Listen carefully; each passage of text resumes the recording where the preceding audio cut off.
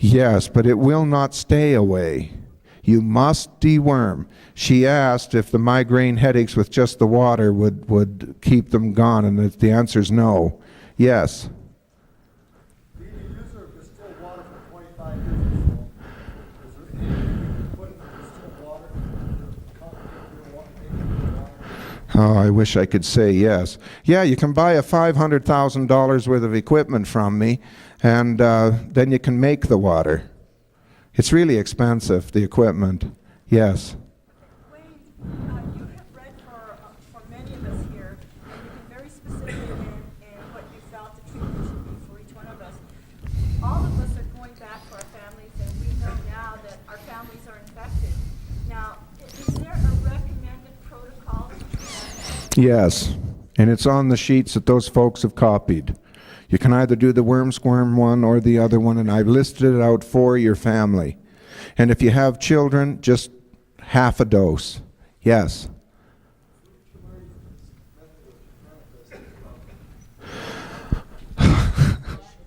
He wants to know how I learned this method of manifesting. Well, I was involved in this lead explosion. It almost killed me. You heard that. I was using a substance called efamozaminon algae out of Klamath Lake, and so I ended up in the north end of the lake, and I ended up collecting raw algae, and I started to eat that stuff. And first it made me really sick, and then later on it started to make me feel real good, and I seemed to start pulling energy. Now, I had some money, and I went down to California, and I bought 2,000 acres of land, 35 miles east of San Diego, where I built an algae farm. And while I was building that farm in the desert, it seemed that there was a pyramid mountain there, an actual pyramid. And the native Indians had been going there for thousands of years to do, every 10 years they made a huge trek to this mountain.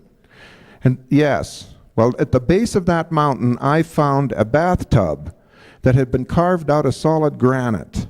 Throw water in it from the spring that I found there, and I created a temple there.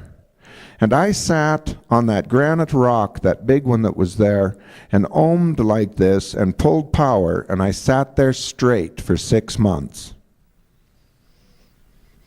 On the 6th month, that hand came down and opened up the top of my head and did that with the water. Unfortunately, I had no one to tell me. And so I thought I killed myself. And as a result, I was never able to do it again for 7 years. That's how I know these things. It took me 7 years of hard work to make that happen again. You see, in those days, I didn't even know what the Kundalini was all about. And so when it happened, talk about fear. And so I shut myself down for 7 years. So that's how I found all these things out. And yeah, I know. What transpired is someone told me, you see, I kind of got involved at that time. The more I involved myself in things, I started meeting people that said that they could read me, you know. And I had never had that happen.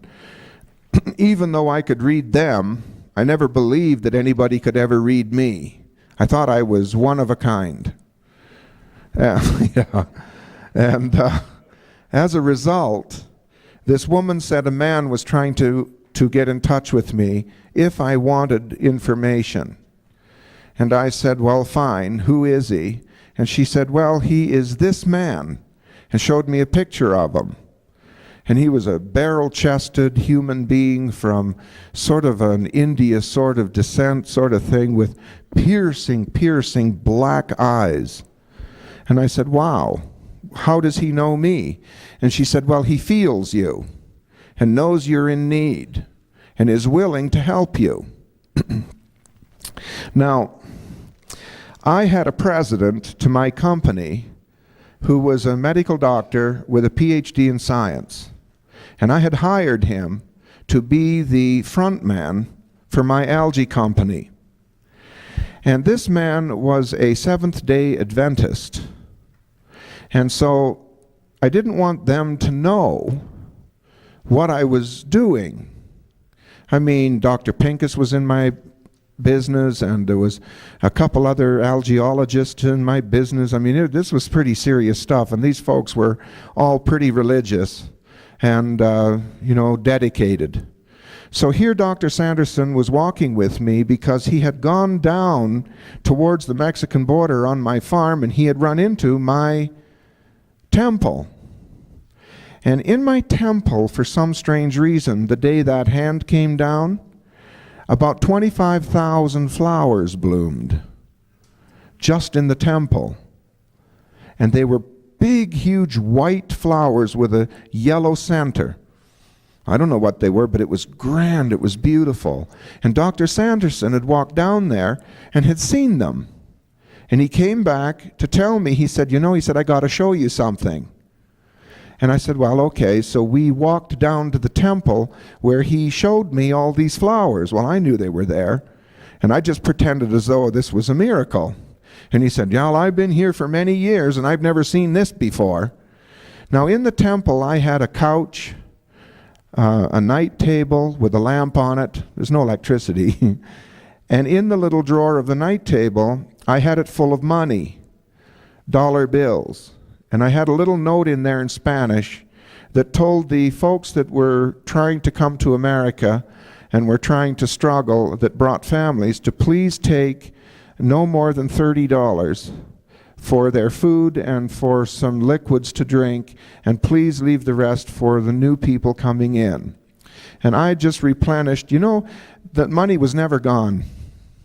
And sometimes herds of what they call wetbacks, or whatever they wanted to call them, came through, and they didn't need the money. They never took it. But they all knew it was there. And I had thank you notes. I had a real problem with the thank you notes, because there was a door, these little commodes, there was a door down the bottom, and it was absolutely full of notes. So I had to go down there every month and empty all the notes and stuff. And there was still money there, So anyway, Dr. Sanderson was worried about that money in that drawer, and he was kind of concerning himself a little about with what was really going on with all of this nonsense. And we sat down on the couch, the two of us, to talk about this, cleaning this place up, so to speak, by getting rid of the money and things, and I was trying to get around that with him. And a man walked through the reeds. And Dr. Sanderson looked at me and said, where did he come from? I said, I don't know. I said, he's going to come over and talk to us, I guess. And he came over and he bowed. And as he bowed, I recognized him, and my heart just leaped. I thought, oh, not now. I mean, she told me this guy was 700 years old, and I really needed this now. I really did. And I looked at him, and he said, you called. You need information. And Dr. Sanderson looks at me and says, what? Now you've got a phone here? And I'm sort of turning a little red. And he said to me, I will trade you. You have something that I would like to try in that drawer. And I had actually bought a half pack of Coors beer. And I didn't want Dr. Sanderson to see it because he didn't drink. And I'd hid it in that drawer, like in that cupboard. And here's this guy asking for it. I didn't really know what to say about this. So I just opened the drawer, I reached in, rummaged around, and gave it to him. It was still cold. Dr. Sanderson looked at me, and he looked at this guy. And that man gave me this mantra that I have given to you today. And then the worst possible scenario happened. And looked at Dr. Sanderson and looked at him and leaned over and said, "You are hungry." And Sanderson looked at him and said quizzically, "Sort of." And he walked to a little oak tree, and he put his hands in the oak tree, and he pulled out some kind of a cross between a mango and another fruit. And he walked over to Sanderson and he said, "Do you have a knife? Or shall I just split it open?" And he grabbed it and pulled it open and said, "Just use your hands." And Dr. Sanderson looked at him and backed up and got up and said, "Wayne, I am a dyed-in-the-wool Seventh-day Adventist, and I tell you this now, I will not say a word or breathe a word of this. I never want to see anything like this again." And he turned around. And this is my president. And I thought, oh no. And he looked at me and said, "The man is not worthy to be your president."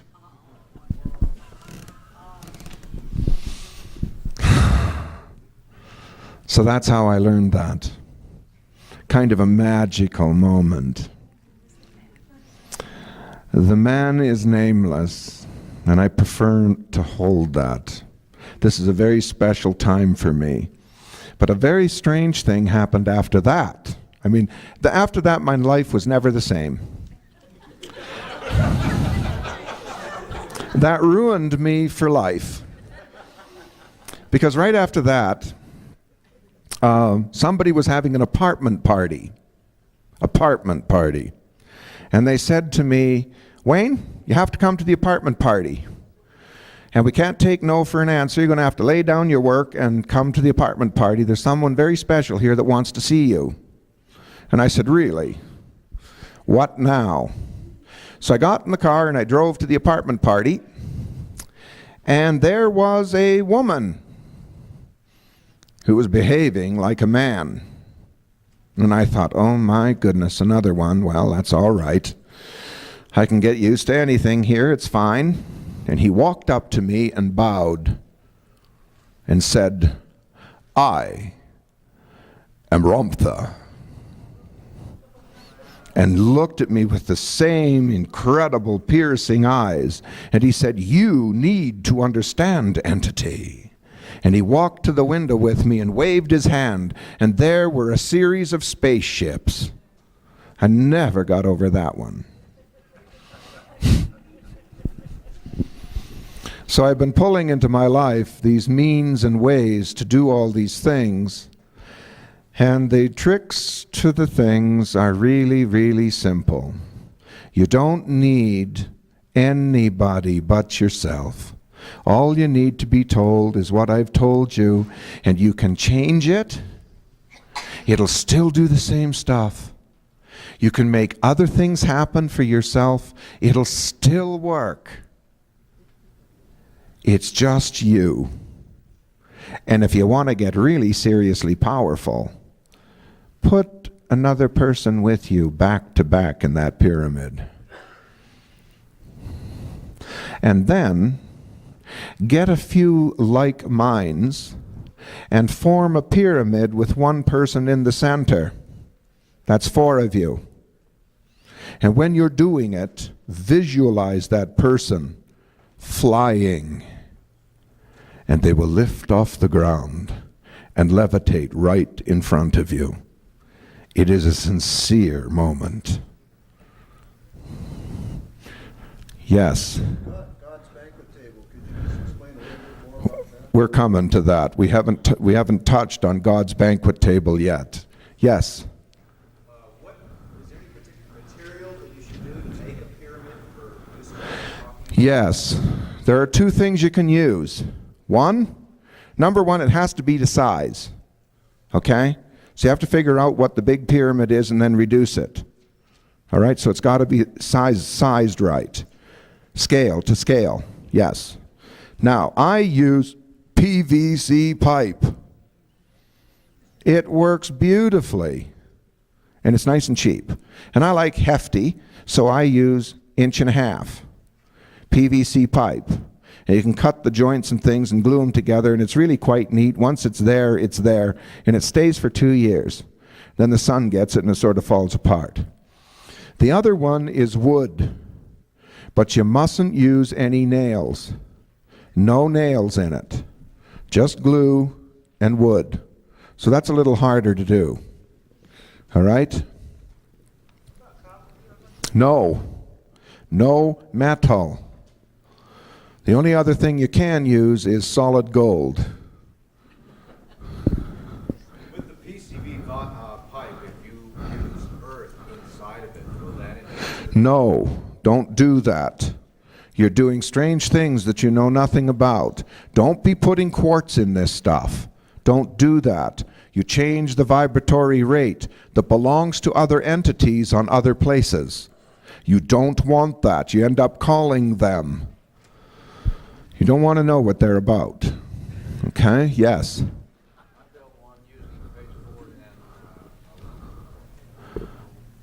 Oh, no, don't do that. Don't do that. He says that he used one using baseboard and aluminum foil. You don't do that. Don't. And always face one corner of it facing north. Yes, the corner. Not the side, the corner. Yes. Don't use it. Don't use it. It creates very strange things, especially if you're going to use personal power, like I've taught you here. Yes, you want to remain safe. Yes. Are you what? Oh, magnetic north is fine. And you don't, this is not a Timex torture test either. So just relax, get it sort of there. Yes. Forgot what you were going to ask. That's all right. What causes it only to last 2 years? Now PVC, what causes it to last 2 years? The sun breaks it down. And you put a piece of plastic over it and then you plastic. Well, yeah, but just get some more pipe and get some more fittings and it's cheap. What did you use on that, when you were in that granite environment, what did you eat during that time? For 6 months, anything. Anything. And quail came to visit. So I asked permission to use them for a while. No, I just caught them and wrang their necks. And otherwise you went to a grocery store and got veggies and fruit. Yes. But I got the kids too. I had children at the time, and I just got them to do it all. They just were so worried about Dad down here sitting on a rock naked that they came down 3 times a day to see if I was still living or see if what I wanted to do. And I got them to run the farm. It was a really great experience. So I got them to go shopping, and they'd bring the stuff down, and we even brought a refrigerator, and we had no power, so they put ice in it. Yes. Apex, or whatever you want to call the point of the pyramid. Yes. Does it have a certain degree, certain angles that should be? Yes. And you take the sides of the big pyramid and just bring it down to dimension, and that'll give you the degrees. You can only have so many feet on the base, and you're going to give you the degrees, because you're going to get the height. And I think the pyramid's about that high. Okay? It's a 4-sided pyramid. Yes. Do you have measurements? No, I don't. Not right offhand. I didn't know I was going to do this workshop when I came here. I was just told that I needed to do this here. There's 4 of you in here that need this. So that's why I'm doing this workshop. All right? Yes. The pyramids at Giza are sea level. We're at 1 mile high. Doesn't matter. No, there's no. Are there any books or literature covering all the things and all the details and procedures that you're talking about? No. Yes. Just for their information, the ratio of the perimeter to the height is pi. Oh, the ratio to the perimeter to the height is pi. Any size they want. So you can build it any size you want. Yes. We live on a pretty good sized land, and I'm bothered with deer, and I have not been provided the electric fence and all our plantings, what would they then do with my plantings if they start coming in droves? Well, they won't, because you can get rid of the deer. Do you know anybody that likes deer meat? Okay. Okay, just a moment now. What you want to do is you want to get the sexual entrails of the deer, put them in through a blender, pour them into a gallon jug of water, and let them rot in the sun for 3 days. And then just take a little cup of that and put it into 5 gallons of water in a spray thing and go and spray around in the bushes and spray around the garden. And believe me, not one deer will come to your place in a year. They know what that means. All right. Snakes, bugs of all sorts, everything. Yep, that works too, but you got to catch one. You got to remove their testicles and put them through a blender. That'll fix them.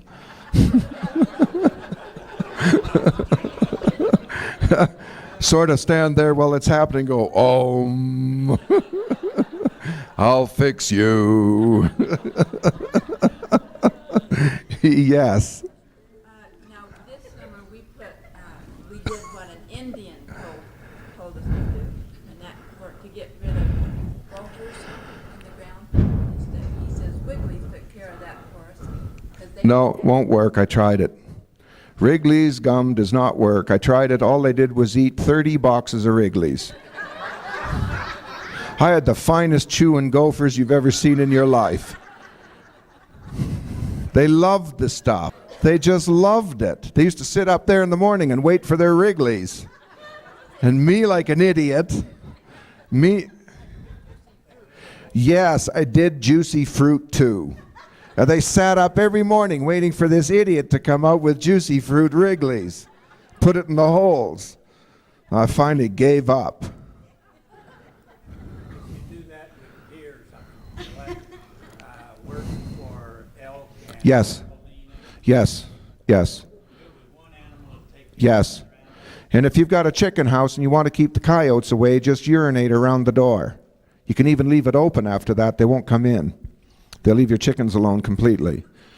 They will not cross your markings. Yes. Help annihilate entities. Yes. Yes. Protects you. I surround myself with the white light of God's great power. Okay. Now, how's our time coming? 10:30. How much time we got? Half hour? An hour. Great. We're going to have enough time. Golly, I'm going to make this. Yeah, let's all go potty and stuff. Before we learn the rest of this stuff, let's sort of tone this down a little bit and just, because the next stuff is a little intense. Oh, I'm supposed to collect tickets.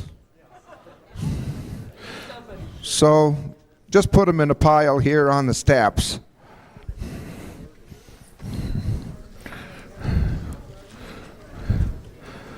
Now, Somebody said that the ratio was pi. yes, The word is fee. fee, Fee. fee. 1.618034. Could you write that down on a piece of paper and I will give it to him? Wonderful. That chant that you're doing, Yes? I'm aware of a Buddhist chant that's Yes. exactly the same thing, except it ends in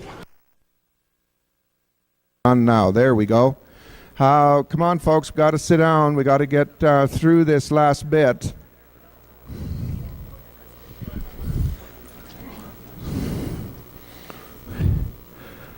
That's the stuff.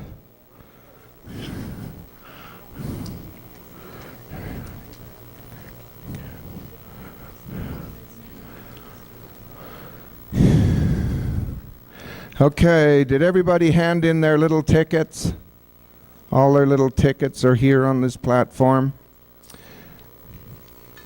Now, I've been told that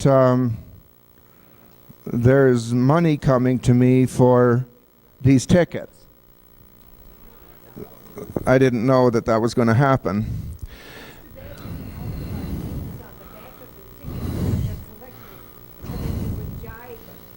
Oh, it's okay. It's okay.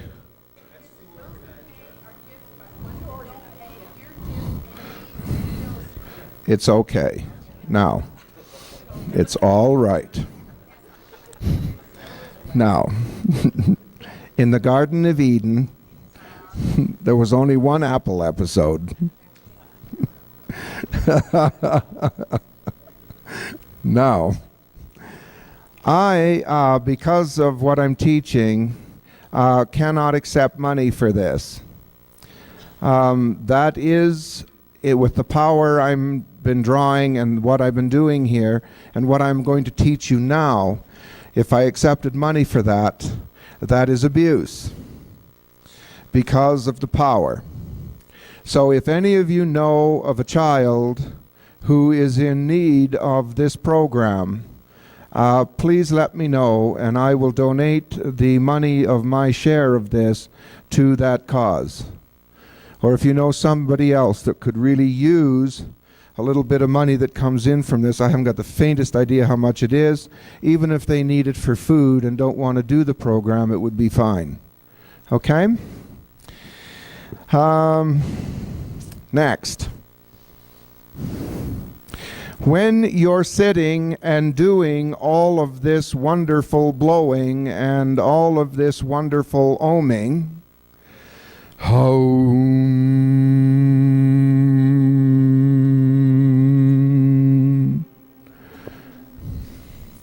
there are two things here that you need to know. First, two human beings coupled together in love is an entire world. You have never been taught what to do with the energy created by that joining.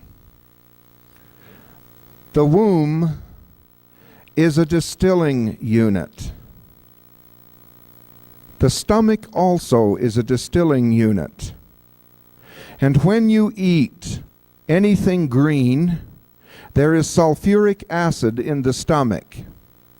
The sulfuric acid burns the chlorophyll, creating a double bonded carbon molecule called glyoxyl or glyoxide. The stomach pulls that in as the distilling unit it is, and it distills that substance, and that is the only food for your pituitary. That's why when they put chemicals all over our plants to protect them from bugs instead of using dead bug bodies, the homeopathic dilutions of poison get onto the leaves of the plants, and now when the sulfuric acid burns the chlorophyll, it also picks up those poisons and you're poisoning your pituitary. That is why your body starts to shut down and parasites take over. You no longer are vibrating properly or being fed properly by the hormones the pituitary produces. Now, that being as it may, the second most incredible distillery unit in the world is the womb. And for sake of a better term, we'll call the man's part in this an orgone energy device. Bit of delicacy here. Now, what he doesn't know is in the moment of ardor, the energy extends from him 12 feet. That's a lot of power. The womb is capable of distilling this power, and she needs to Pull the energy up to the brain. Pull the energy up to the brain. Pull the energy up to the brain. And all of a sudden, this ball of energy will leave her head and fly down to the male and re-enter the male, and he will become wild. The female pulls the energy. You will then both have an out-of-body experience and float through the wall and do that in the clouds for hours. It's an experience that is beyond belief. That is one way for you to evolve with a rather pleasant method of working. The other way is for you to do it the way I taught you first, in a pyramid where the orgone energy comes up. Then you can get rid of the male, because it also extends 12 feet. And you can sit there, and you are distilling the power with your womb, and that's what you're doing when you're oming and blowing. That's where you're pulling it from. Now, as you do this, and the longer you do it, all of a sudden you will appear in your brain. You will have pulled up your spine until you actually appear in your own head. And to your amazement, from the pineal to the pituitary, there is a bridge. And it will amaze you the first time because you will study the bridge. Pay attention to it. It's rather neatly built. And you know what? They're all the same. The bridges are all the same. Now, you walk on to the bridge. And you pull the energy and you blow. And when you think you have received enough energy, you bend your knees, put thought of intent in brain. You want a gold coin. Holding a real gold coin in the receiving hand, the left hand. You bend your knees and you leap with all of your might. And to your absolute amazement, you will appear in this magnificent blue-black place. You will be able to see. And you will wonder where you are. And you'll sort of float around and you'll look around, and all of a sudden, to your next state of amazement, there's the earth. The size of a football field, thousands of miles below you. And you will know you have arrived in God's banquet table. And you will look off into the distance, and you will see this strange little thing flying through space with a tail on it, whipping along at a tremendous speed. And you will intuitively know this is your first fear. No fear. You will arrive back in body if you have fear.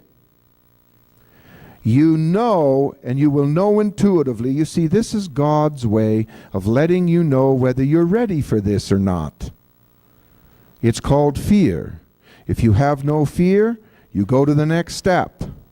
And you know intuitively that this thing that's way out there that you see, that's white light flying at a horrendous rate, is somehow going to hit you. You know it. And here it comes. And it's getting bigger and bigger, and it roars right up to you and stops. And turns into that gold coin. Didn't hit you after all. Surprise! Then what you do is study the front of it. You enter into it. You'll be kind of amazed at that. It feels a little weird, and it's sort of physical, but you'll make it fine. You won't get stuck there. And you get in the middle of it, and you sort of feel it. You go outside the coin, and you turn around and look at the back, and you're quite surprised, because the back's really different than the front. It's a gold coin. And you enter back into the coin, come out of it, brace yourself, grab the gold coin, and fall towards the earth. And in your mind, you have a look at the colors of the rainbow. Now here is your first homework. You get the book out where you can find the rainbow and look at every color. And you write the colors down. This is important. You do the right-hand color first, and you enter down into the colors. And the last color of the rainbow that you will scream, you scream each color as you're falling towards the earth. And when you get to yellow, which is Hertisan, you eject the coin into reality, and bang, you wake up. And there it is. It forms and falls into your hand. That is called going to God's banquet table and manifesting. Now that does take a bit of time and work. And just the banquet table will please you mightily. That is an experience worth all the effort. It is an absolute grand moment of feeling. The accomplishment of being able to get there is just awe-inspiring. And you can get there every single time by creating in this fashion.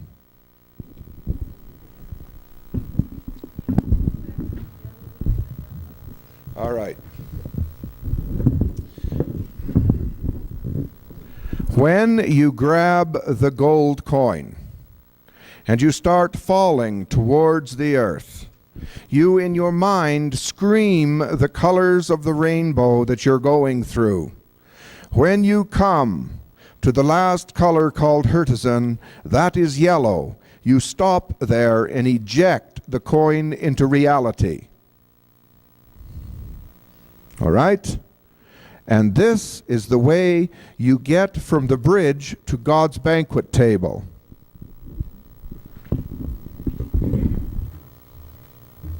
Home.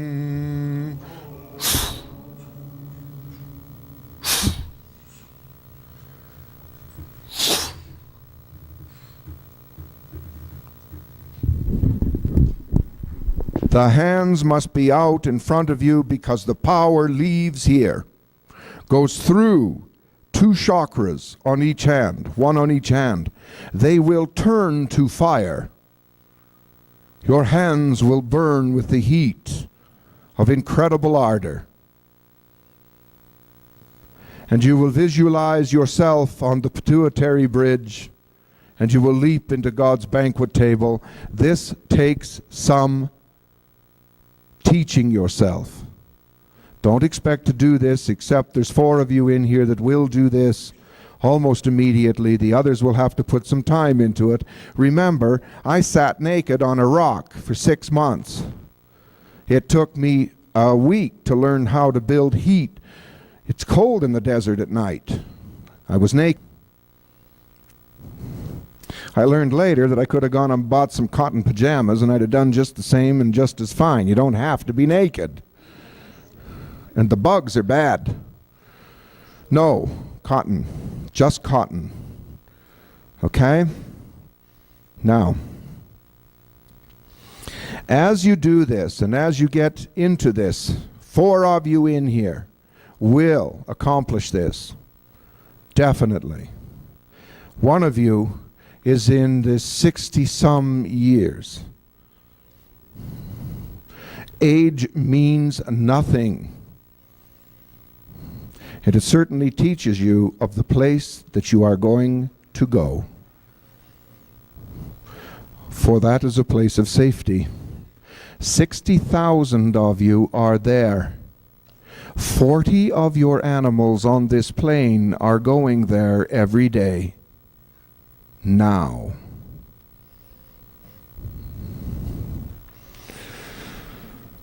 I will, for some of you, be bringing equipment back here to show you how you can go there and visit with the body. Now, as you progress in this form, and as you create in this form, you will find out that you're starting to live properly, and that is in the now.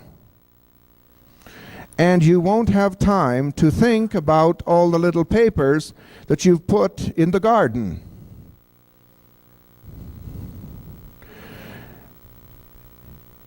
And there is nothing on this planet that pleases anyone more than having some grand thing happen off of a piece of paper you've put in the ground. It will absolutely thrill you. Okay? Are there any questions about how we're going to get to God's banquet table? Everybody's fine with this? Did we write this down? We did our best. You didn't get the very beginning. Well, what you do is you do the first part first that I taught you first. The opening of the chakras, the oming, the mantra. You do the mantra. You create that way. And when you've created that way, you will find out that when you get to the heart chakra and you say, I from the Lord God that resides in this person, I from the Lord God of my very being, demand the peace that passes man's understanding, and that peace flows through your body. When you get to that point, you'll have no trouble blowing yourself up to that bridge. And you will have no trouble getting to God's banquet table from there with one simple leap. All right? And to do this in a pyramid is a rather spectacular moment. Now, for those of you that just want to do this casually to manifest, because you need to be sovereign and you need to make some money, manifesting is rather simple. You can om in the house and sing your little songs. You can go to church and pull some of the energy that they're giving away. And I mean, the more people that are in church, the more stoned you're going to get. One word of caution. If you're doing your pyramid and you're doing quite a bit and you've managed to get to God's banquet table and you go back to church, there are 7 of you in this body. And the first one of you is your little blue body which heals you, and it will leave your physical body and it will hang on to you and it'll stick out to here and everybody will see it.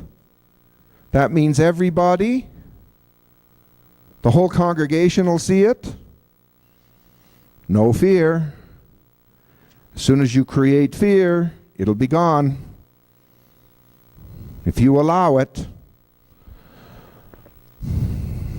If there's a child there with a missing limb,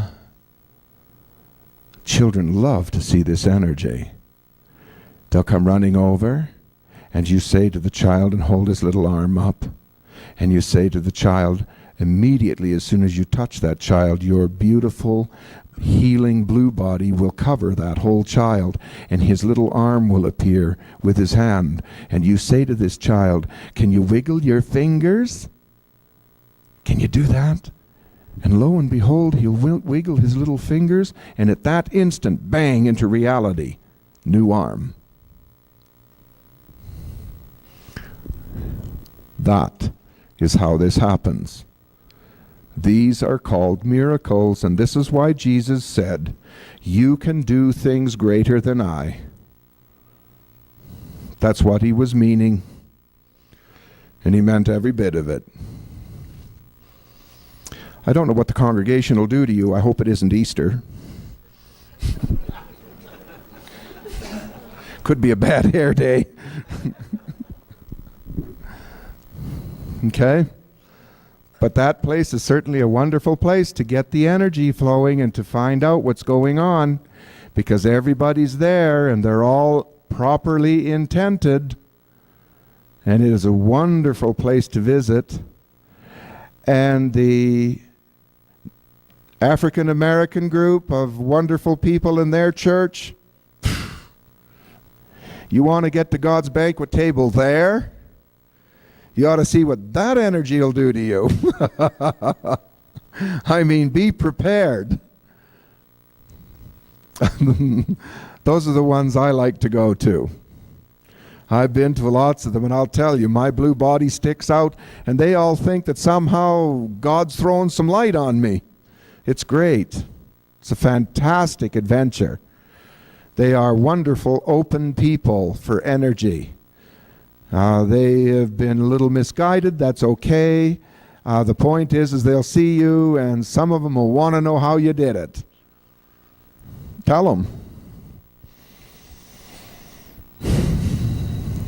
Kind of wild, wonderful stuff, isn't it? How are we doing for our time? We have 25 minutes left? Good. Now, the creation of energy and the progression of the soul, the human God-man. When it starts to come forward, and you've cleaned up this temple that belongs to God, you will without a doubt find out that the 7 of you living in here are borrowing this body. This body is not yours. You are borrowing this body. It's doing its best to please you. Look in the mirror. Love what you see. Remember, you can't possibly love anything else on this earth if you do not incredibly spectacularly love yourself first. I get up every morning and I stand there and bend over and kiss the mirror because I love myself. And I am always first in everything. Anything in health, I'm first. My child is second. For I know the laws of the universe and God state that if you do not love yourself thoroughly to the point where you are first, you cannot possibly impart that grand beauty to your child. They will not inherit from you, like a cold, superconsciousness. It is an impossibility. So you must be first. You must love yourself. Hold yourself, and then you can do the wonderful things with energy that I do for some of you. I put my arms around you, and with incredible intent, with the love that I can possibly muster, I pour that beautiful orgone energy into your body, and you feel incredibly enthralled. Do you know how fish get upstream and leap up a waterfall? They don't take a run at it. They look in the water for an orgone energy spike, the life of God. They can see it. They see auras, all of them. That orgone energy spike they go up to, and they turn around it on a left-hand turn, a 3/4 turn. It loads the body with incredible energy, and orgone energy travels the opposite way of a waterfall. It goes up into the ground and back around. And the fish swims mightily. If the orgone flow is back 20 feet from the falls, it swims mightily up the orgone energy flow and can leap up to 35, 40 feet if it's capable of staying in the energy flow. If it is not, it falls out of it and has to do it again. And that is nature's way of seeing to it that the fittest survive. That's the power that we're talking about. Learn to know what it is It goes from the weak to the strong. That's why in the hospitals, when a young woman becomes a nurse and she wants to be the finest nurse there ever has been, she is powerful in her ardor. And so she goes over and she starts touching in sympathy the dying and the weak. And what she doesn't realize is she pulls all the life energy out of them and gives it to herself. And if you see a young nurse that's new in a hospital, you'll see she almost looks pregnant. She looks so radiant. That's because she's taking all of the life force from the sick and has never been taught and doesn't know. And then as she gets into her job, she gets tired of doing that. And so some people survive. Never, ever let a cat sleep or lay on a child's chest. The cat has energy that is so incredibly powerful, and it's such of a vampire state that it can actually bring the life of a child to an end. And then they think in the old wives' tales that cats suffocated children. They didn't. They stole all their orgone energy. And a good test for you, if you want to prove this, and you have a cat, get up early in the morning and have a cold shower. That'll load you up with orgone energy, called negative ions. It'll load you up with orgone energy, liquid orgone energy. Air is gas orgone energy, water is liquid orgone energy, and glass is solid orgone energy. Now, you have your shower, you get cleaned up and dry, and go full of energy and go back to bed and let the cat in to jump on your chest. It definitely will now. And you lay there for 15 minutes with the cat on your chest and then sit up. Not only is all the energy gone, you feel like stink. You feel terrible. And the cat's just so happy and full of vibrant energy, and then now you've given it another 4 years of its 9. Dogs don't lay on your chest, they lean into you. Have you ever noticed? They come right over and lean into you, but they only do it when you feel good. Have you ever noticed when you're sick, the dog won't come over, he'll just stand away from you and lick at you? He won't come over and lean into your body. A dog leans into you when you are up. And I will tell you, when you finish your exercises here and you ohm, or when you come home Sunday from church, your animals will just rush right over to you and lean all against you. That's because they need your orgone energy, the life force. Powerful, powerful stuff. We need to take control of what we are, and we need to know, and we need to understand these powers and use them. They're our gift from God. The most powerful group of human beings on this planet were the native Indians of America. They did not kill each other. In battle, they hit each other with sticks, and you went home in disgrace. They were chanting, and they were seeing visions. The downfall of the Native American was that he didn't realize the visions were warnings, and he followed them into destruction. The white man came here and destroyed the Native Indian with smallpox in the blankets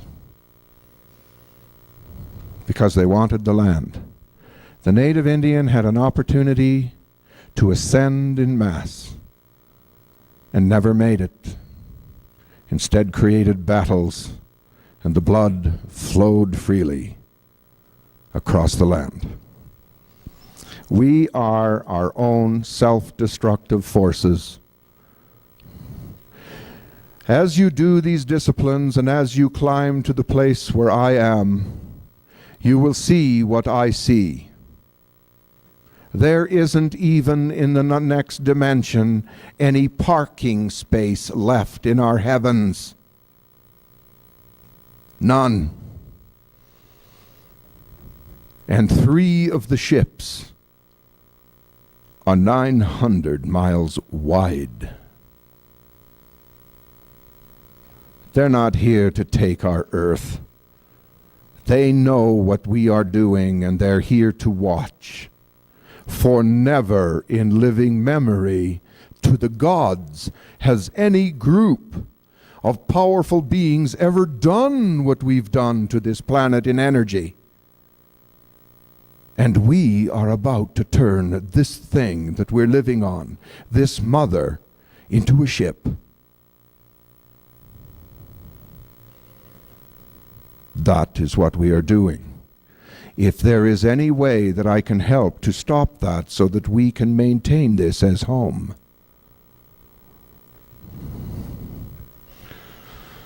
So there is a place of protection we can all go. You must, pardon me? Yes, we're going to take this through a black hole, this whole Earth. And we're going to have lots of help to do it. But a black hole is a dangerous, unknown place. And it's never been done ever. And we, in our violent nature, are going to do it unless we evolve.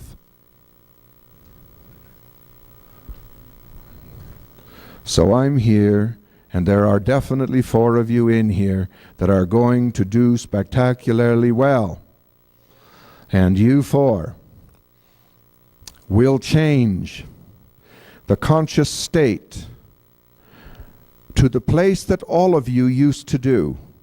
Did you know that your auras used to stretch 200 miles each and every one of you? That's the light of God. And now they're here. That's how you've squeezed God out of your lives.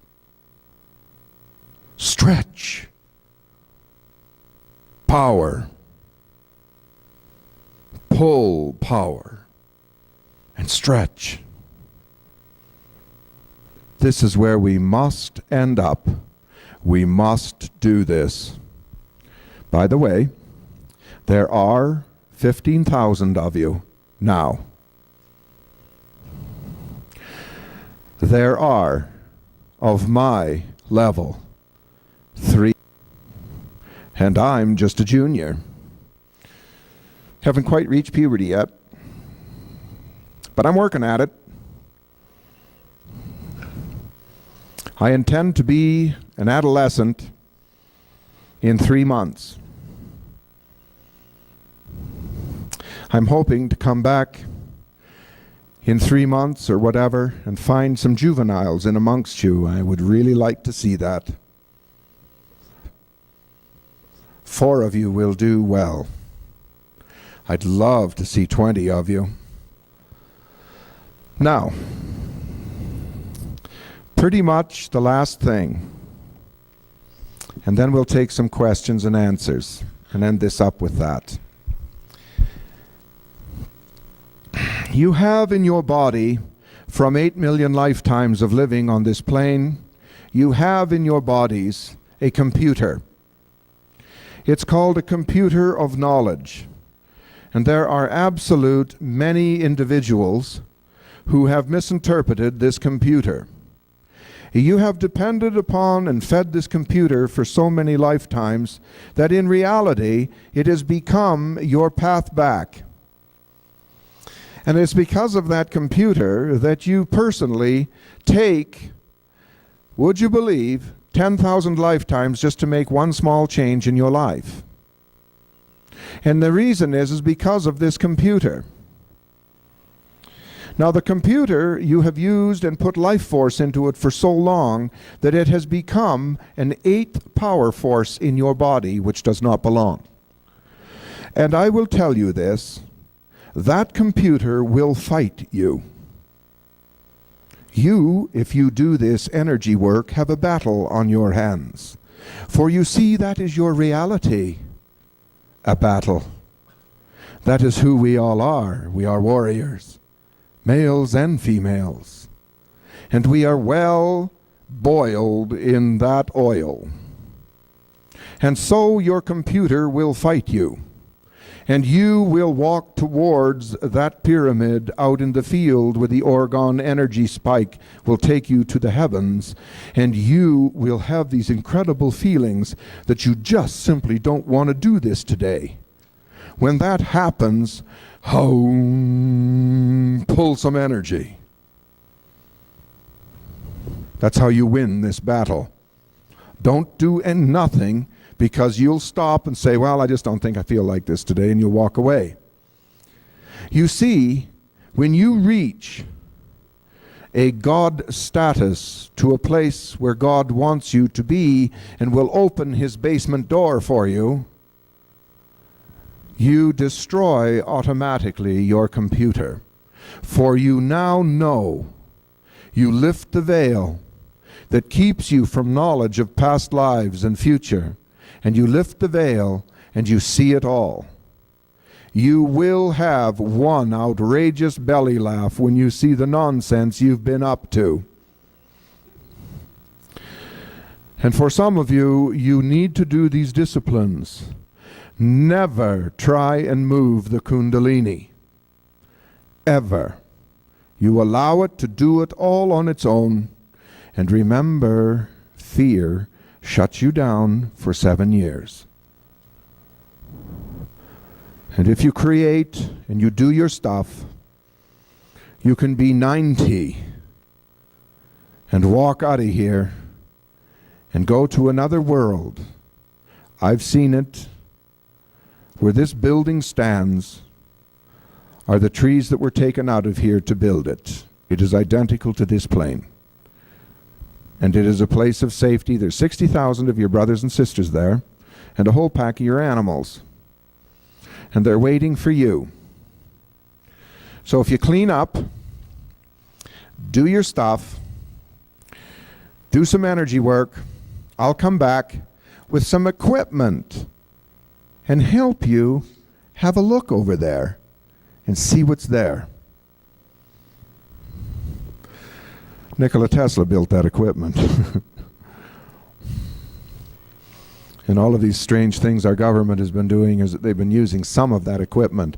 The only problem is they have been using horrendous amounts of power. And of course that keeps them in this plane, the third dimension. They can't have anybody go to the fourth, because when they say, come back, we want to talk to you, they just say, nah. And they don't come back. So they've lost that crew. Not much control in that, is there? And if you go over there and come back here, that means that you can travel with thought. So if they don't like you and they arrest you and they've got you in handcuffs and you're back at the police car and you decide to leave, they turn around and you're gone. Pretty hard to arrest somebody and just have them leave in a moment's notice, and all there are these cuffs laying on the floor. Makes things impossible, doesn't it? Everyone loses their control. And there is a side effect to all this incredible stuff, and the side effect is love. You learn incredible, incredible love. That is the side effect. Now we're going to take a few last questions and answers, and then we're pretty much time up. Yes?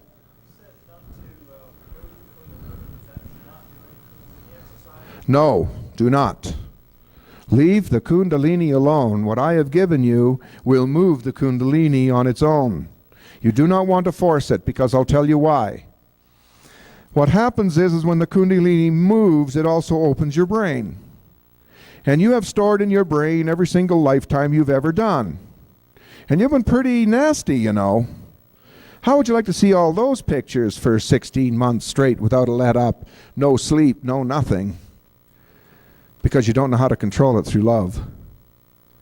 Love has to be experienced. And love is a hormone flow. It isn't a thought process. Love is a hormone flow. It's the same as your parasites. If it's got you in depression, it's not your fault. You just haven't cleaned up your temple.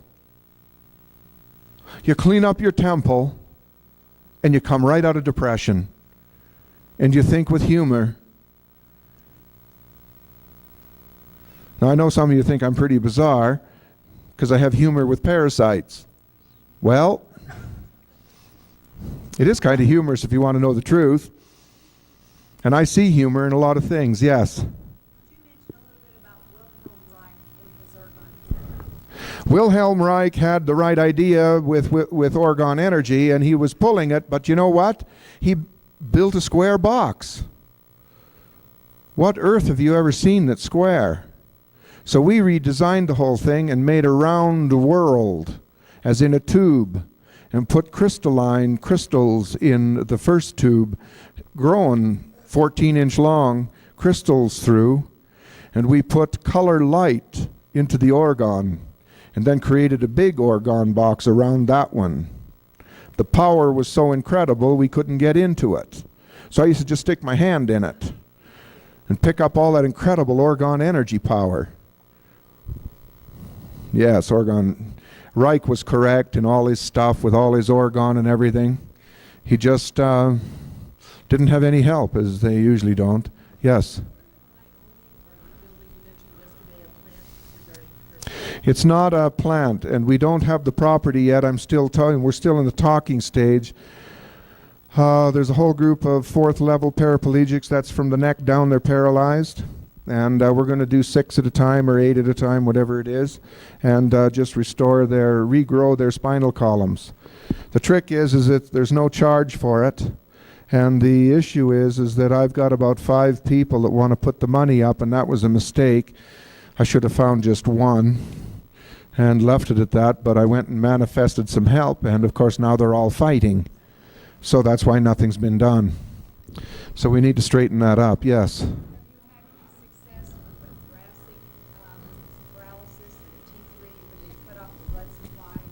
No, haven't. It hasn't come to my attention yet. You know, we've only been basically in this parasite thing so seriously for 4 years, and it took me a half year to get it together, and it took me a whole year, even though we started in it, to sort of perfect anything so that it would really work and get out of the colloidal silver end of it, you know, make this stuff safe. Yes?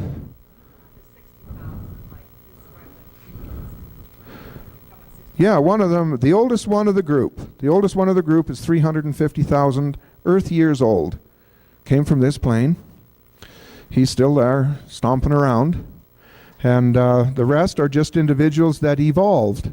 They did not ascend. They opened the door, and the door is rainbows. And one day they opened the door, saw it, and walked into the rainbows, and they were through. And they did it with this head. Has anybody here seen a crystal skull? You've all seen the crystal skulls? Well, what the Aztecs used the crystal skull for is when a shaman was getting very old and he was going to die, he laid with his feet to the north.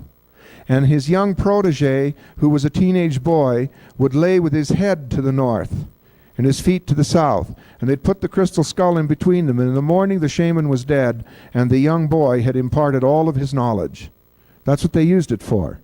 But really what the crystal skull is about is to show you through a method called scrying, which is you stare into it.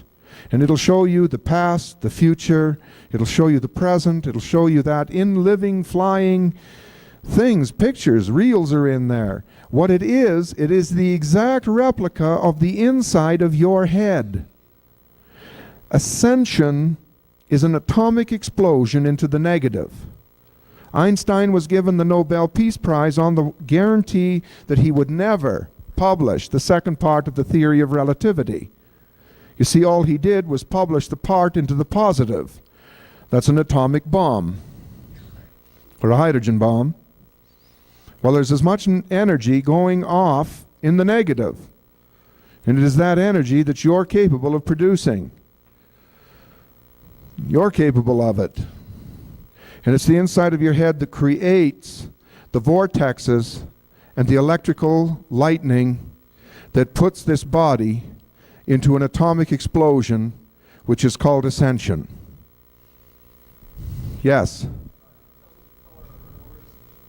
The colors of the aura mean whether you're healthy, whether you're thinking sexual thoughts. Comes in handy for the female part of the thing. No. All the colors for all people mean different things. The purples and the bright indigos all mean that you are coming close to white. You're coming close. You have passed literally, now I've got to explain this. You've literally passed white. But what you're doing is you're now into the blues, the ultraviolet blues, the violets, and the indigo colors.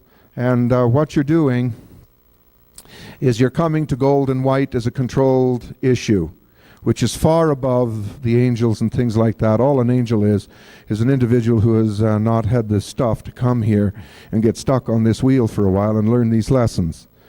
And I'm going to tell you, some of you are going to disagree with this, and this will probably be somewhat of the last statements that I make during this talk. But the point of the matter is this. When you lay this body down and you leave here, you see a white light. Don't go to that white light.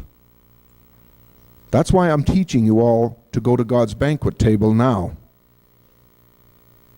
The white light are your brothers and sisters who have never come here. They've been afraid to come here. And their white light goes out if they are not fed. And they feed on experience. That revives their white light. And so as you go to the white light, they create a hologram. And there's your father that's passed away. And then they start to show you all the negative, nasty things you've done. And by the time they're done, you don't even remember how to suckle when you come back. Go to the void. You can always go back to the white light and visit.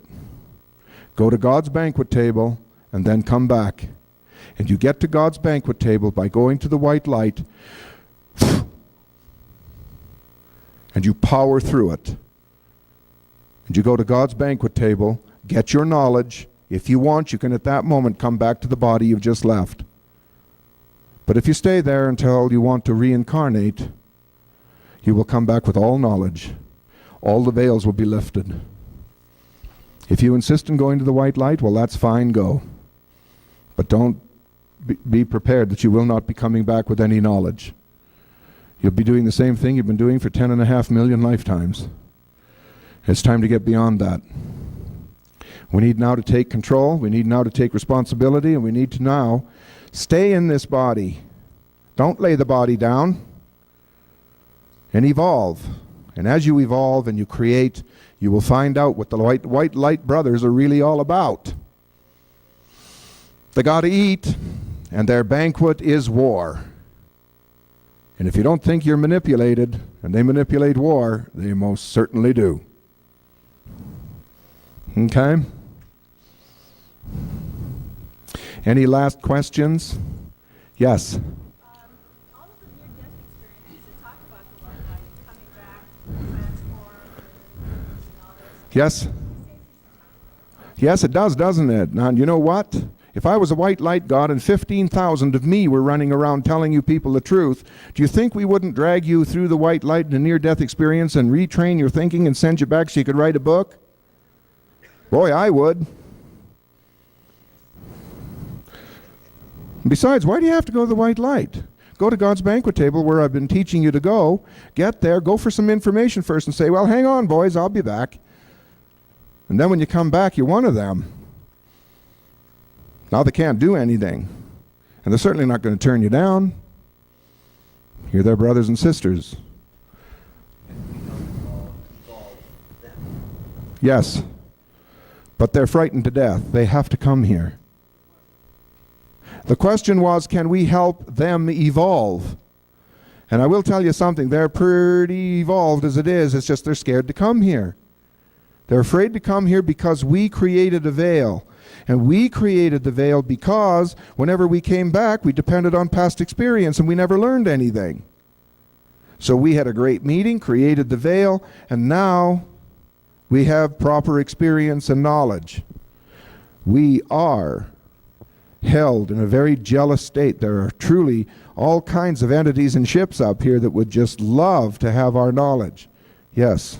Can you perceive the four people you were talking about, like auras thing? Yes. Absolutely. Well, I just spilt the water.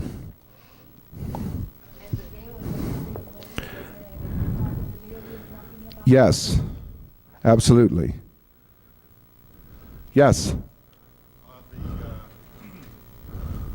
ETs who come down and put things in people's bodies, Yes. manipulating, are they from the White Light? They are actually,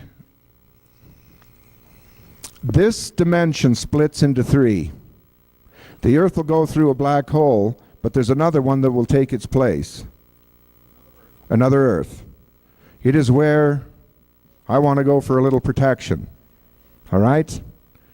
Now, the group, there's a third group. That third group evolves into ET. And they never come here. They're not allowed to come here and get anything or anybody without permission. So the individuals who are receiving these implants are the individuals in the future that give permission to come back and do themselves in because they're a dying race. There's an awful lot going on here. We don't have time to cover all this stuff. Yes.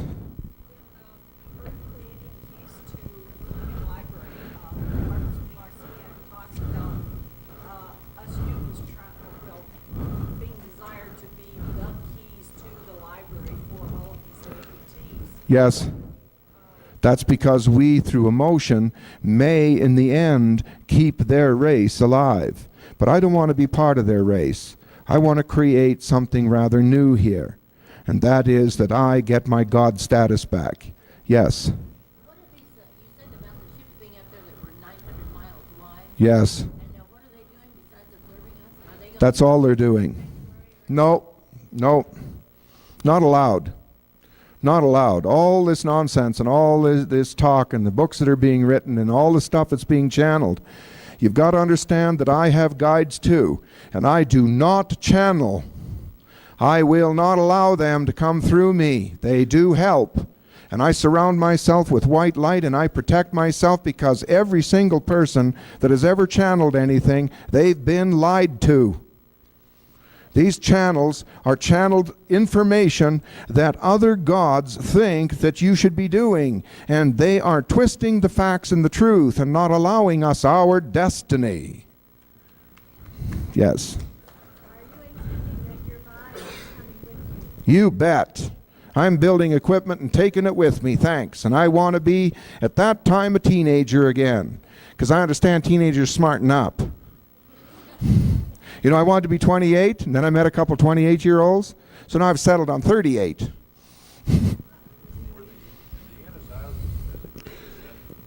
The who? Is that the group on Easter Island?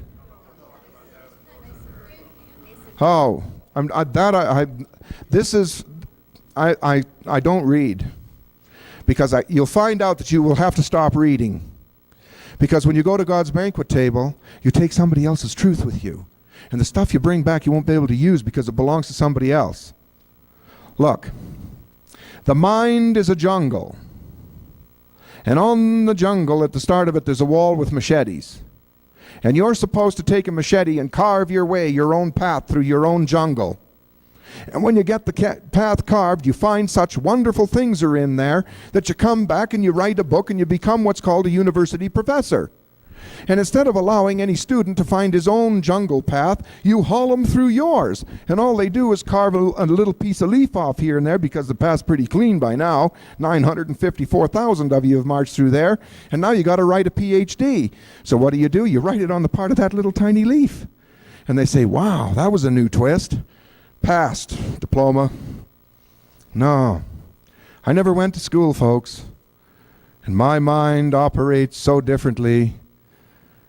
The jungle in my mind, I'm carving new paths and churning new areas all the time. That's why I invent all these crazy things that I invent. Yes. Do you think there's any basis to this thought that we all have an ET No, not allowed to. There's entities here that are stopping them. You have friends.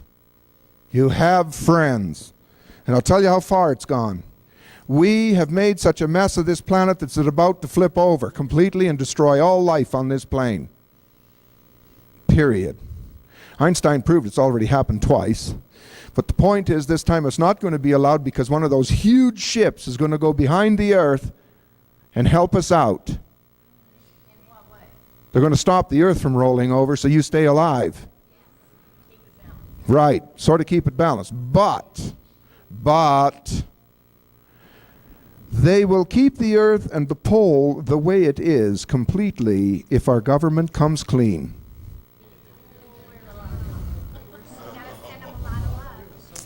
If the government doesn't come clean, Washington State will be the equator. And if you think there's not going to be some stuff happening, the government will be handled. Period. They can't get away from it. So whatever you do and you hear all these wonderful talks and everything, I smile, I listen to it. It's interesting, and then I leave and I get on with my life because I know it's already handled in the cards. What I'm trying to accomplish here is let's see if we can get our power happening, because if you heal the earth with this power, home, I heal you, Mother Earth, the grandness that you are. If there's enough of us doing that, this earth will not spin, and it will settle down on its axis. What happens to a top when you spin it? It starts to wiggle. Finally falls over, right? Well, the earth's starting to wiggle. We've got to straighten this up. Do you know that there's 15,000 people that have healed the West Coast from earthquakes? They healed Mount Rainier from blowing up. Do you know that there was steam coming out of Mount Rainier under pressure and it stopped? Right. There's lots of things happening. There are thousands of you. You are not going to be alone here. And when you get to a certain level, you will know of us. Kind of neat, isn't it? All right? Folks, that's the end of my talk.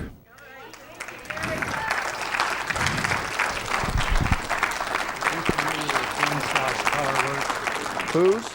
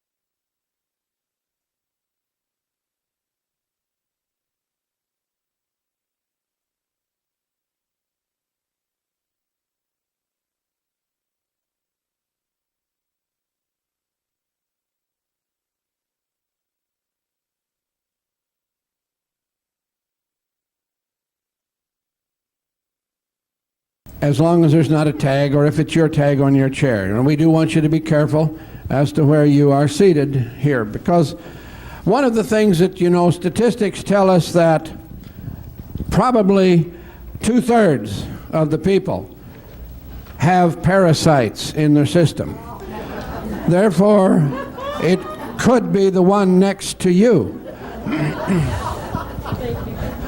Now, we need to know about that, and that's the subject, the major subject of our next speaker, although he can handle a lot of things.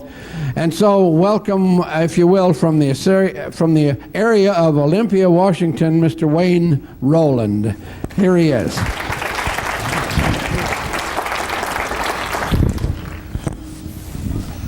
I think, can everyone hear me? Everything's all right?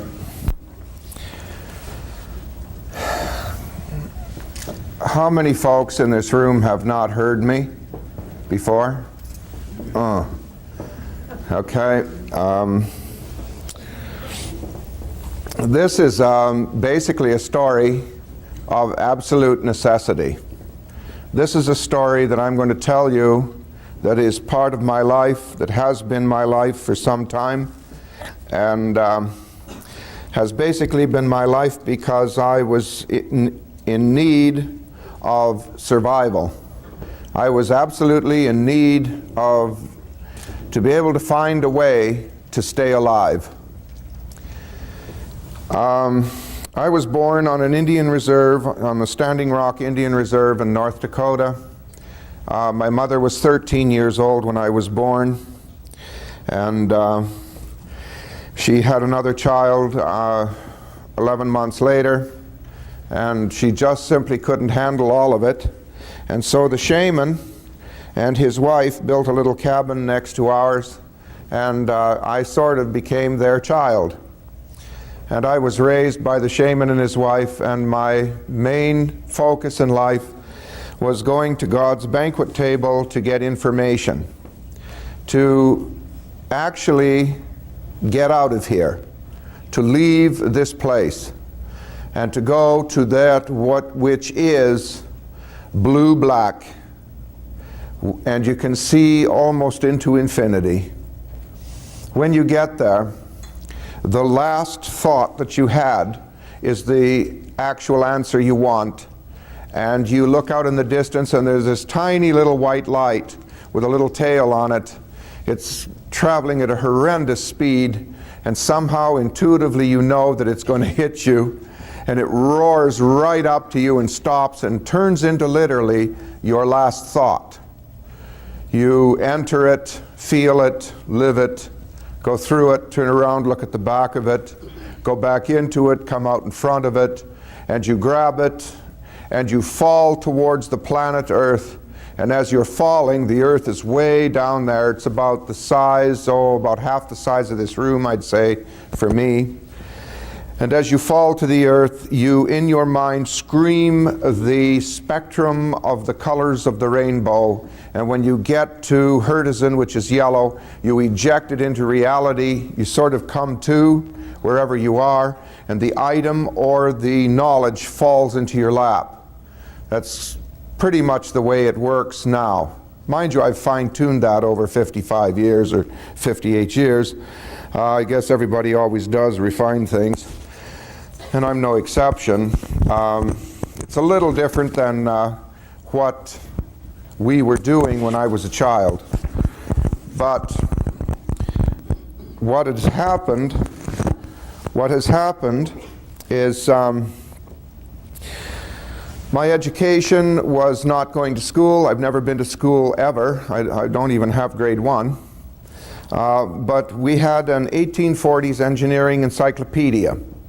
And so to learn to read and write, I did all the words, underlined the ones I couldn't understand, which was pretty much all of them in the beginning, and learned to read and write and to understand through memorizing 3 volumes of the engineering encyclopedia. You wouldn't believe the archaic, ancient engineering principles stuck away in this head. Which, by the way, I'm finding out now that they're bringing them to the forefront again and hailing them as new ideas. I always wanted to be an engineer and couldn't be. They wouldn't even talk to me. They said that I would have to go through all this schooling, all goodness gracious. And I've always had this ability of being able to earn money. I organized the natives. I created a cooperative fur trading group. It was the first one of its kind ever. I wound up taking the furs myself to the auction sale where Hudson's Bay was selling their furs, and instead of 12 cents a fur, I was getting $1.85, that sort of thing. And as an 18-year-old, in my 3rd month, I earned my first $30,000. It was quite by accident, but I've been at it ever since. And so when I wanted to be an engineer and couldn't be, I just went out and bought my own engineering firm.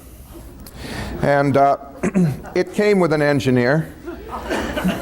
And so I put a suit on And who's to say I'm not an engineer, right? And so I wound up, would you believe, building government buildings. And would you believe they're still standing?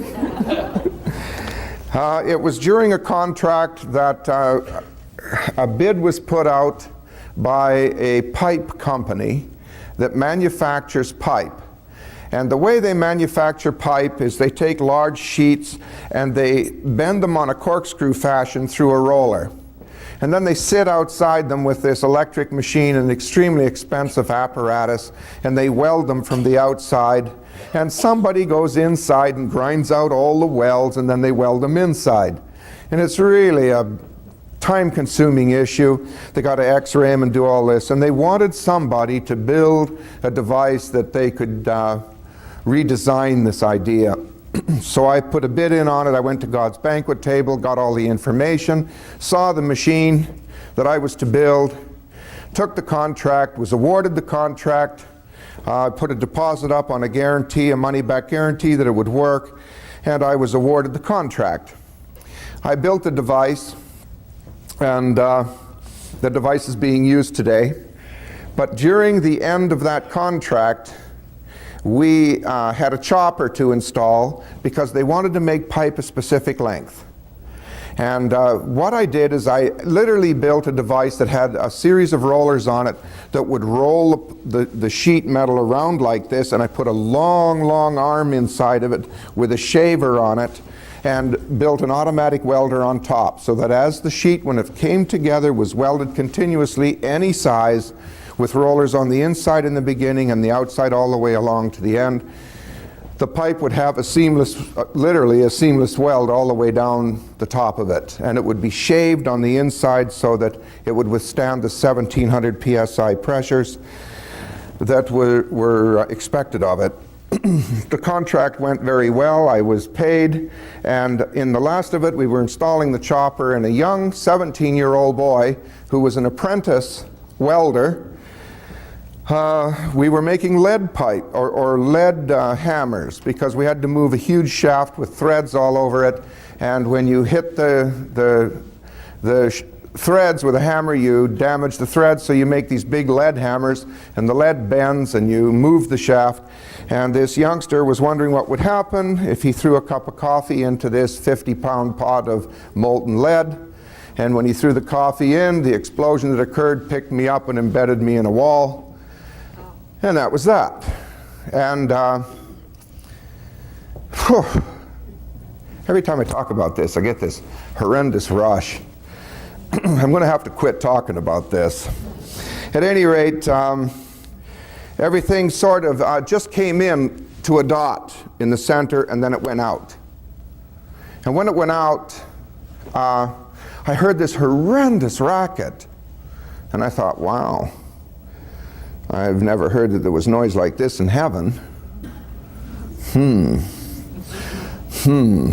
Must have gone, Geez, I wonder if I'm going to meet any of my friends here. And I was sort of thinking about all this and thinking to myself, gee whiz, have I really been like that? Then I'd have to go here. And all of a sudden that dot appeared again. And something walked in front of the dot, passed by it. And I thought, oh, well, wherever I am, I'm going to find out. And the dot started to open up, and here there was some firemen cutting me out of the wall with a chainsaw. That was the noise. Well, I was relieved, and it hurt. I was badly burned. I had no hair. I never grew hair for a couple of years. I was bald. I was badly burnt all over my body. I have terminal lead poisoning, which the lead went into my tissue and cooled down there and formed millions of tiny little balls of pure lead in my tissue. My liver started to fail. I was told by the folks at the hospital that I was not going to survive this. And I was put into a club called To Die with Dignity. I am a lifetime member. I'm the only survivor of our group.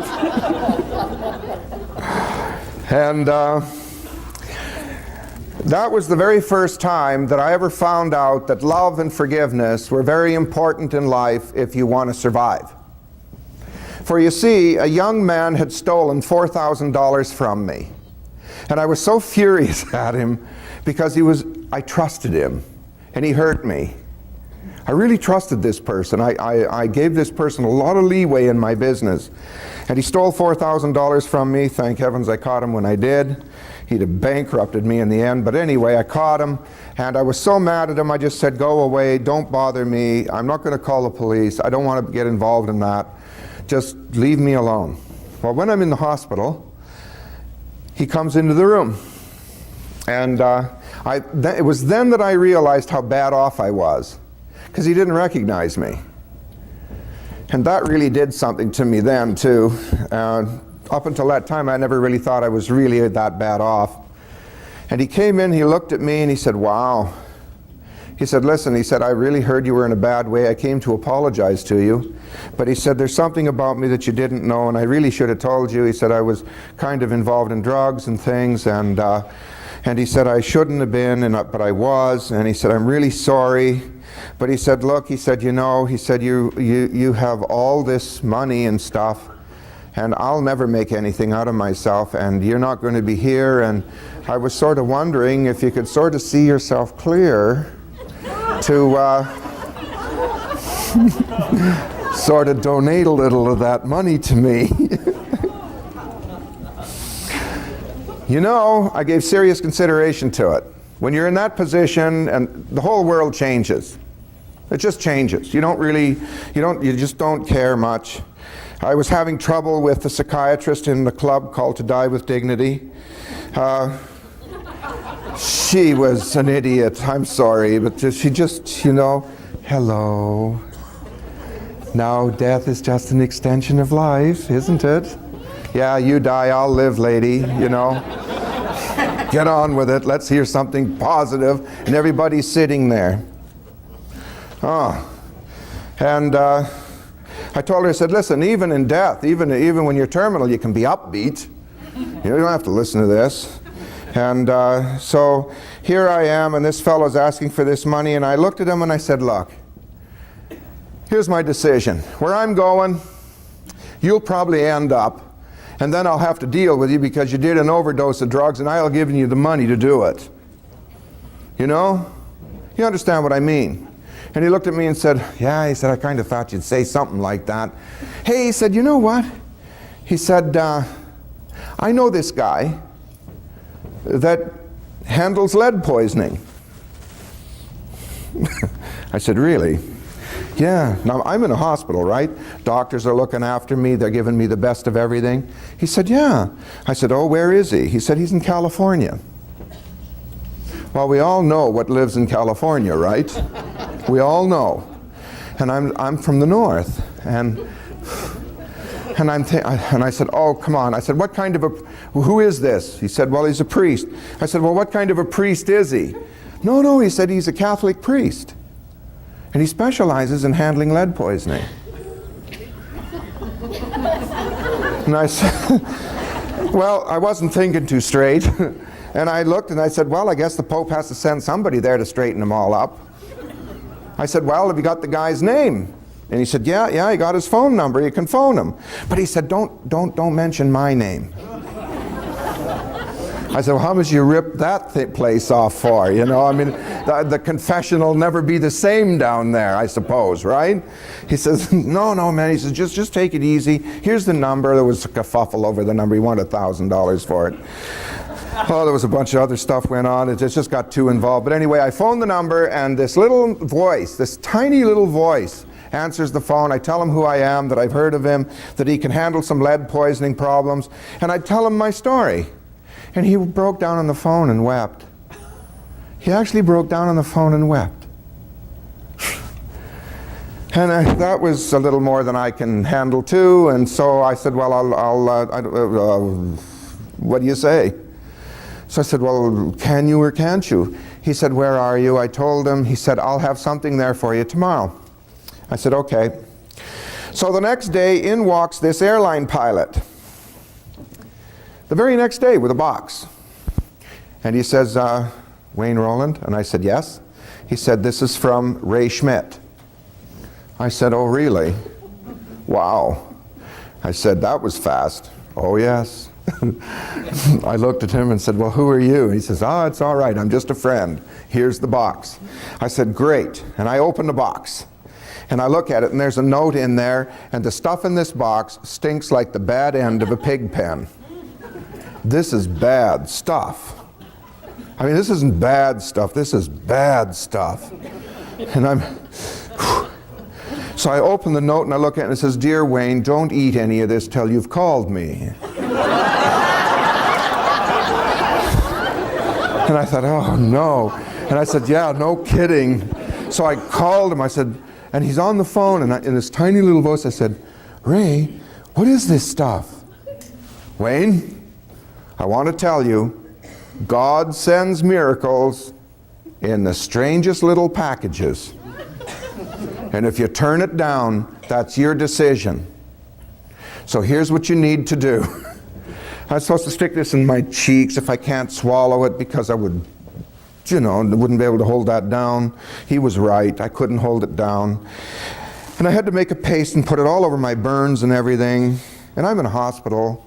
And I told the guy beside me, I said, hey, listen, I said, I got to do this. I got to try something. They haven't got a thing here for me. I said, do you think they'll handle this? Oh, to hell with them. I'm 270 pounds. They're going to have a hell of a time stopping me here. I said, I'm big, and I'll buy the bed. I'll buy the sheets. I'll buy everything here. I got the money to do this.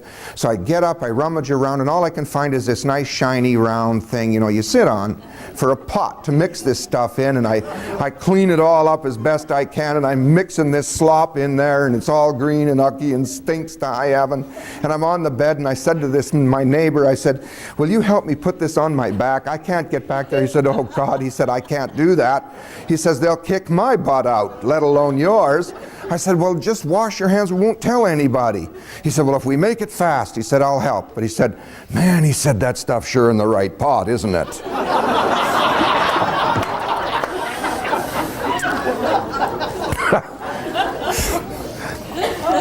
Well, the nurse walks in. Now I'm relieved. This stuff is working. It took all the pain away. And I got a big chunk of it in my mouth, and I can hardly handle that. And it's also coming down my cheeks and stuff. I'm drooling. It makes the saliva run and stuff. And I'm thinking, oh God, how long am I going to have to do this? 10 minutes? No, 16 weeks. And I thought, oh, I'm never going to make this. And I'm looking at her. She walks by. Hello, Wayne. Hello. She walked back out, and I thought, wow, that was easy. Look, she didn't even recognize that I had anything on me. These people are truly intelligent. God, they got it together. And then this whole mob scene in the place. They brought guards up and everything. It was a bad scene. See, they thought something had gotten by the blood barrier in the brain. Well, maybe it had. I'd smartened up. I realized they couldn't help me. And finally I had to get out of the hospital. I ended up having to buy that bed and all the other stuff. It had seeped into everything. It was kind of bad. It got in the motor, and the motor quit and was smoking this algae stuff. I mean, it was really bad. The whole thing was just a mess. And so we moved out into my place, and then I wouldn't let the police in, so they were threatening to kick the door down to get the public nurse in. And in 15 days I was better. I was dressed. I quit bleeding. I quit seeping all this liquid out of my body. But the scars and the burns, they never healed. To this day, they have never healed. You wouldn't believe what I look like underneath this suit. You just wouldn't believe it. And the lead poisoning pops out all over the place in strange places, like here on my hand. It just started 2 days ago. And I'm going to have a tough time handling that one, because I can tell by the way it's happening. So it looks like I need some more Russian chelation, and I need to go through this stuff, which damn near kills me every time I do it. But the point is, I developed stomach and esophagus cancer out of this lead poisoning. I was in a wheelchair with arthritis out of this lead poisoning. I've fought for my life 18 solid years. And that's the start of this story that I have to tell you. I have discovered some incredibly remarkable things about life. Just about health, about the way that you can carry on past that wall that you get to all the time.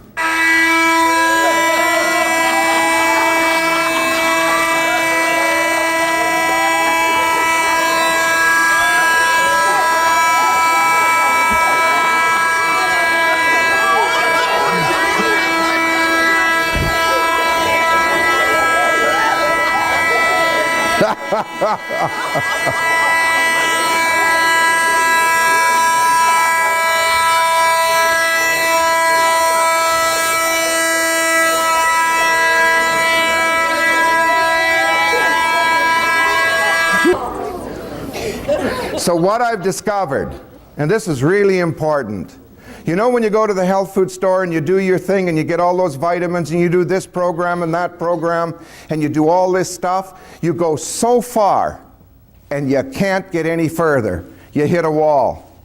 And you're aging. You're getting older. Well, I found a way to get every single one of you over the wall. Look, folks, it's an absolute truth.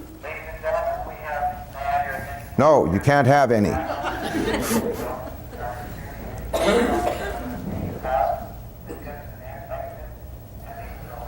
So, Leave the building. they want us to leave the building? What he just said. That's a real fire.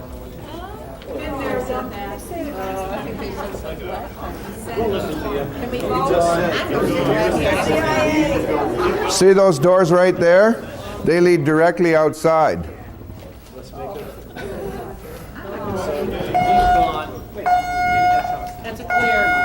That's an all clear. So the point here is this is what I found out. You see,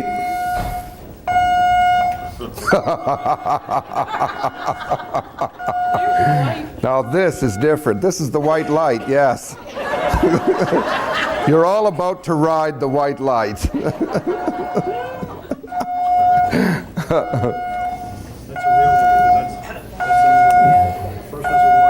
This is going to be a dramatic tape.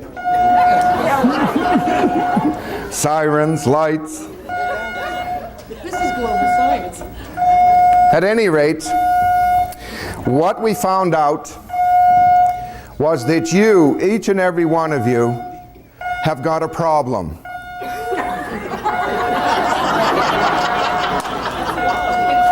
Every single one of you.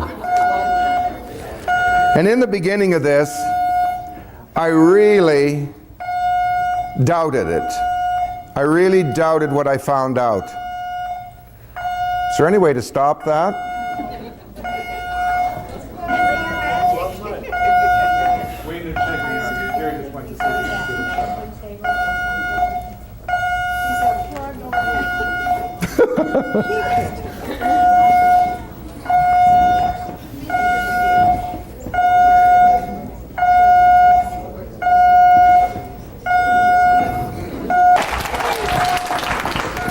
Now, what we needed to do, I needed to go back and find out just exactly what the problem was in this whole issue of health. If doctors couldn't handle anything, and here this little priest had come out of the woodwork and handled my lead poisoning like he did and some other health issues, and I went back to the doctors to tell them there was no interest. They weren't interested. That floored me. So I said to them, what else are you not telling us? And that meant I had to go back into history and find out where they'd made a mess of it. And as the further I got back in history through the 1800s, I began to realize that, look, you know, you compare a hospital today with all their fancy white uniforms and all their multi-millions of dollars of equipment, and what did they know back then? What were they doing? Guessing? I mean, what did a doctor know then? What was going on? Did they know absolutely nothing? I mean, that's the opinion that everyone basically has.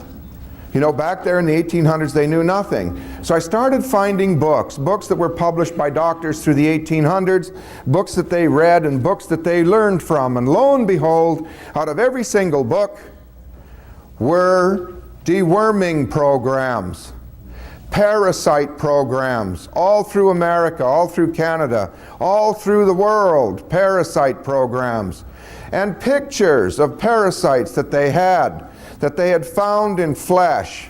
For doctors in those days did autopsies, and they found parasites. And I looked at that and I got a hold of doctors and they said, no, we don't have parasites today. No parasites in America. It's just third world country problem. And people with pendulums, I went to them and I said, do people have parasites? And they did pendulum work. No. I said, okay. Well, folks, I want to tell you, every single person that's used a pendulum and it said a person is parasite free, I've done a parasite program on them. People that do muscle testing. Look, a parasite program is a poison. Are you going to test good for a poison? No, never. So muscle testing's out too. If you're going to muscle test for a poison, an awful lot of you are going to do a disservice to yourself, because you're going to muscle test that you don't need this stuff in your body. Believe me, you don't, but you do. So we started to search for parasite programs just to see what was going on, to see if maybe something was happening that we really didn't understand. So I did myself first. And lo and behold, I got 8 and 10-inch critters out of me. They were white. First of all, they were in a toilet water and they were all bunched up. I thought it was mucus. Until, just for a curiosity, I threw some hot water in the toilet to warm it up, and then went, and gosh, they strung out and they were swimming all over. And I thought, oh my heavens, look at that. Since then, I've done 100,000 of you. In 5 years, I've dewormed 100,000 of you. 100,000 of you. And you should see and hear the stories. We're now doing pictures in color out of clinics where you go potty on a special pot with a screen in it, and they take pictures of the parasites they get out of you on these different deworming programs. You're just not going to believe what I've got to show you next round. You're just not going to believe this. The last pictures are coming in when I get home. They should be there. The woman got 18-inch long critters out of her that were so thick she couldn't get them into a top of a juice bottle. She got 8 of them. 8 of them. They're usually translucent, they're usually white, and there's some of them that look like tarantula spiders, some of them look like grasshoppers, some of them look like little tiny miniature sailboats, some of them look like little spacecraft. There, this is really strange stuff. And every single person I have dewormed, I have never yet dewormed anyone where they didn't tell me, hey, I feel 25% better. I've got a lady that is getting little tiny crab-like critters out of the corners of her eyes every single day. They're coming out of her brain. I tried to talk a man who was really badly parasite-ridden, and people that are super parasitical, they have bad breath. Halitosis is a main cause. By the time you got halitosis, you're loaded, because that's worm urine and worm droppings that you're breathing out. So it's no wonder your breath's bad. The critters, when they pee, that's called ammonia. So just go to a doctor, have a blood test, and see what level of ammonia is in your blood. If you have ammonia in your blood, that's called worm urine. That's what it is. So we have a test to see if you've got a lot of worms. If you're on a fast and you're fasting and you're on a diet and you get a headache, you got the headache because the worms are all peeing, trying to get you to eat something else. They're trying to make you sick so you'll get off of what you're doing and start eating. So you take some arginine and orthodine, in a matter of 20 minutes, if the headache's gone, you've neutralized the worm urine and you know that you're loaded. All children that have little tiny pimples on the backs of their arms or little tiny pimples here on the edges of their cheeks have 5 varieties of critters in them. 5 varieties. It's time to deworm and it's time to get them out. Now what I found out is that vibration and frequency is everything.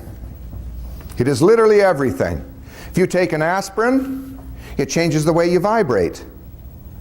And so it blocks the nerves so that you can't feel pain. If you take deworming programs, you change your vibration, and you change your vibration so dramatically that the worms and parasites either have to get out of you, this is no longer a good home, or they die in you. And then your lungs and your liver and all that stuff handle it. And you do it with water. And out of all of this, I handled my cancer, my stomach and esophagus cancer, which is a terminal problem. I am the only, that I know, survivor of stomach and esophagus cancer in this nation. I'm the only one that I know. All right? I did it with frequency. A man by the name of Royal Rife in 1934 had a microscope and invented a particular device. I found one of his original devices. I used it, and it got rid of my cancer, and I haven't had it since. Now that was in 1934. So you can see what they've held from you. So what we did is we looked at Nikola Tesla, we looked at all his equipment, we did all his stuff, and I went out searching out original pieces of his equipment. I own more pieces of original Tesla equipment than any other human that I know. And so using lightning, 1,200,000 volts of kinetic energy, we fire that down a tube onto an absolute pure piece of silver. It's 99.99999 parts pure. It's as expensive as platinum. The lightning boils the molecules on the surface, and we spray clean drinking water as rain onto the surface, and the molecules explode into solution in angstrom size, and we can control the lightning, and what happens is it controls the field of flux around the tiny molecules of silver, and so therefore the silver starts to broadcast that into solution, and voila, we have a Rife machine in water. And I found out that all the planets that revolve around the sun are making noise. They're singing to each other. They're making noise. And then I found out that miraculously, when a piano was invented, they didn't even know about some of the planets. But when they tuned that piano, they matched all the hertz rates and all the notes to all the planets, and they got them all right. And they didn't have to tune a piano that way. Crazy Otto out of Germany played beautiful music, and he used an untuned grand piano to play his music. So they didn't have to tune the piano that way. They did. That to me was a miracle. And so we decided to use the chord of B flat because that's the way the planet used to vibrate. And now it's off its axis, and guess what? I put B flat into that water that's sitting right there, that Silver Wayne water, and we fed it to the kids that work in our lab, and you know, they quit listening to wild music, and now they're starting to listen to country and western and some classical. A scientist told me, a friend of mine, he said, Wayne, I believe that what you're doing, you're on the right track because all our kids are desperately looking for the musical notes that they're missing, and so they're listening to this wild, insane, out-of-control music. So we're putting it into the water. So we've put together a program. I've put together a program. I have picked several deworming companies because we found out that other scientists have stated that all cancer is caused by parasites of one sort or another. All disease is caused by the same way. Now, when you eat food, you take on parasite eggs. You just do. They're in all vegetables.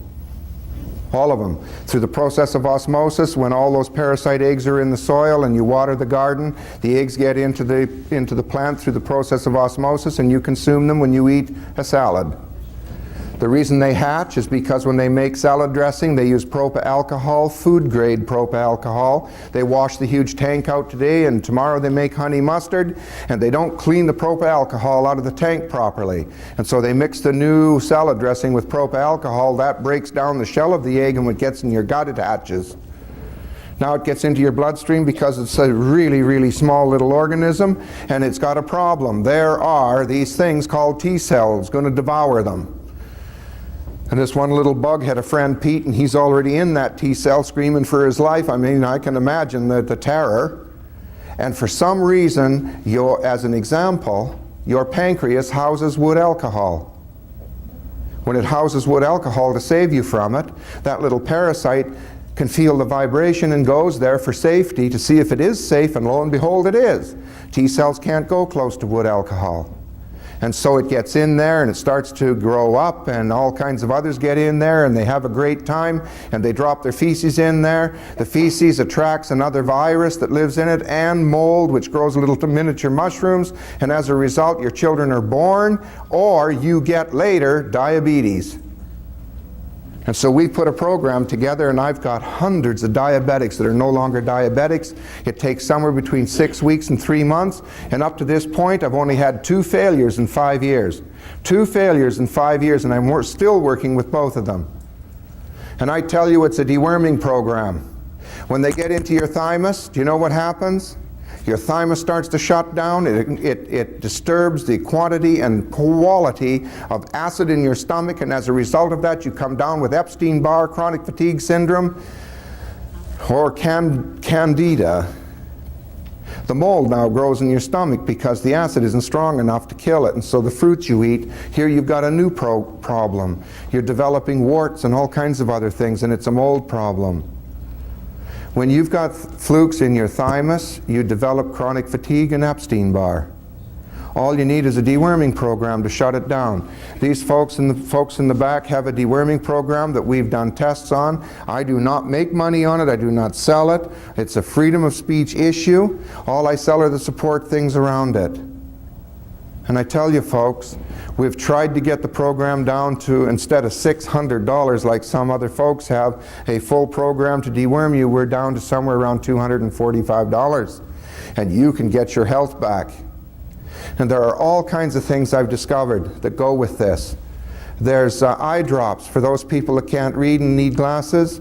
If you get yourself a small amount of Clairvestan, which is an eye drop, and I think they've got some over there, you wind up rebuilding your eyeballs. I went to a man who needed deworming badly because he had bad breath, and he is an eye specialist, and he just laughed at me until he was doing an exam in the state that I live in on a woman, and a worm swam through. These parasites do not stay in one spot. They travel all over. They're small, they're microscopic, and you know what? Just in the tapeworm variety, there are 700 varieties. Just in that one grouping. If you're loaded with parasites, you're going to go bald, because certain parasites get into your scalp, and there they shut down the hair follicles with their feces. And folks, when I dewormed, that's how I grew this hair back. You know how many men have grown their hair back because they dewormed and now they're doing their stuff? You'd just be amazed. The hair just starts to grow back. Epstein-Barr, children's eye infections, a couple drops of that water in the eyes and the pink eye vanishes. You can time it in 6 hours. You can time it. Chronic ear infections in children. They've had infections in there for a whole year. 8 ounces of that water, a little bit of a deworming program, and within 2 or 3 days the whole ear infection clears up and they do not come back. I'm telling you folks, this is big stuff. And now the FDA is on to us. They now know what the water will do. They now know what all this stuff is due, so they're prescriptionalizing everything.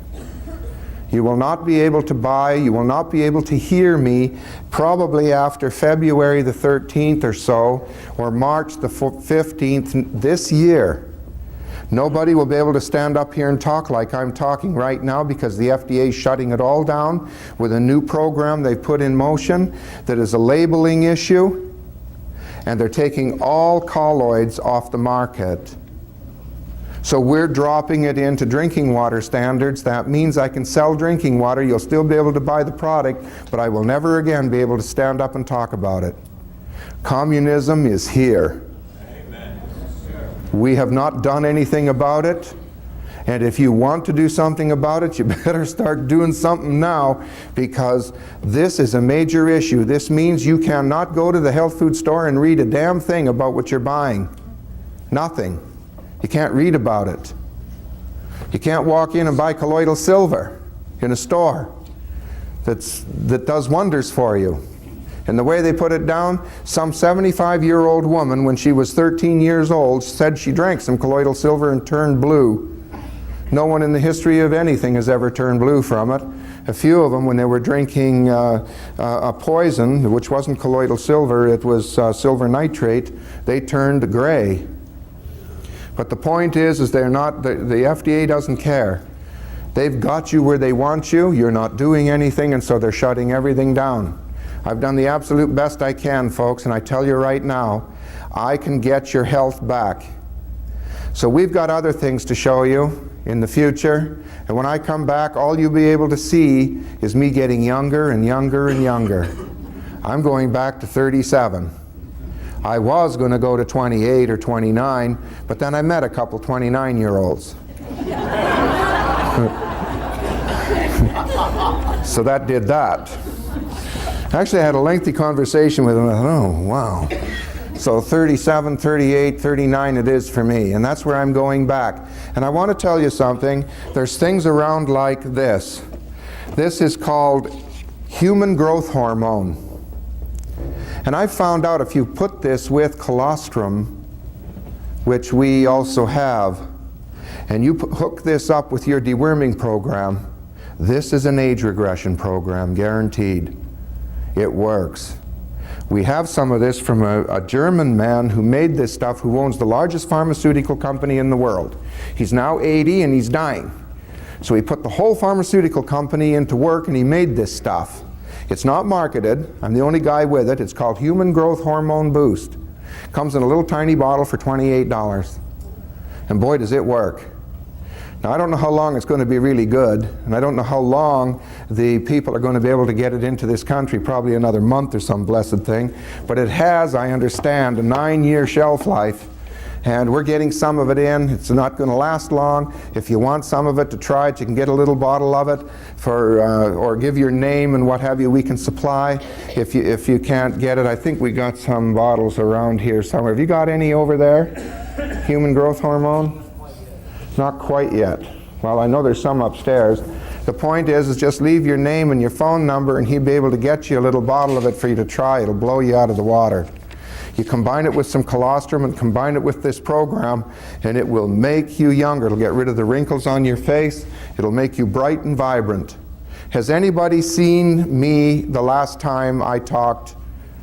Anybody seen me? How am I looking? Younger. Much younger. See? I'm telling you, folks, I'm going back to 37, and that's all there's to it. There's some side effects I have to warn you about, you men. You're nice and comfortable with the fact that you don't have to perform all the time? Ugh. Well, it's back. It's back. And it's not good. I wish it would go away. I really do. Just relax. Just relax. When I say so, not when you say so. You know, but this doesn't work. And I've forgotten about that. I really did. I forgot about it.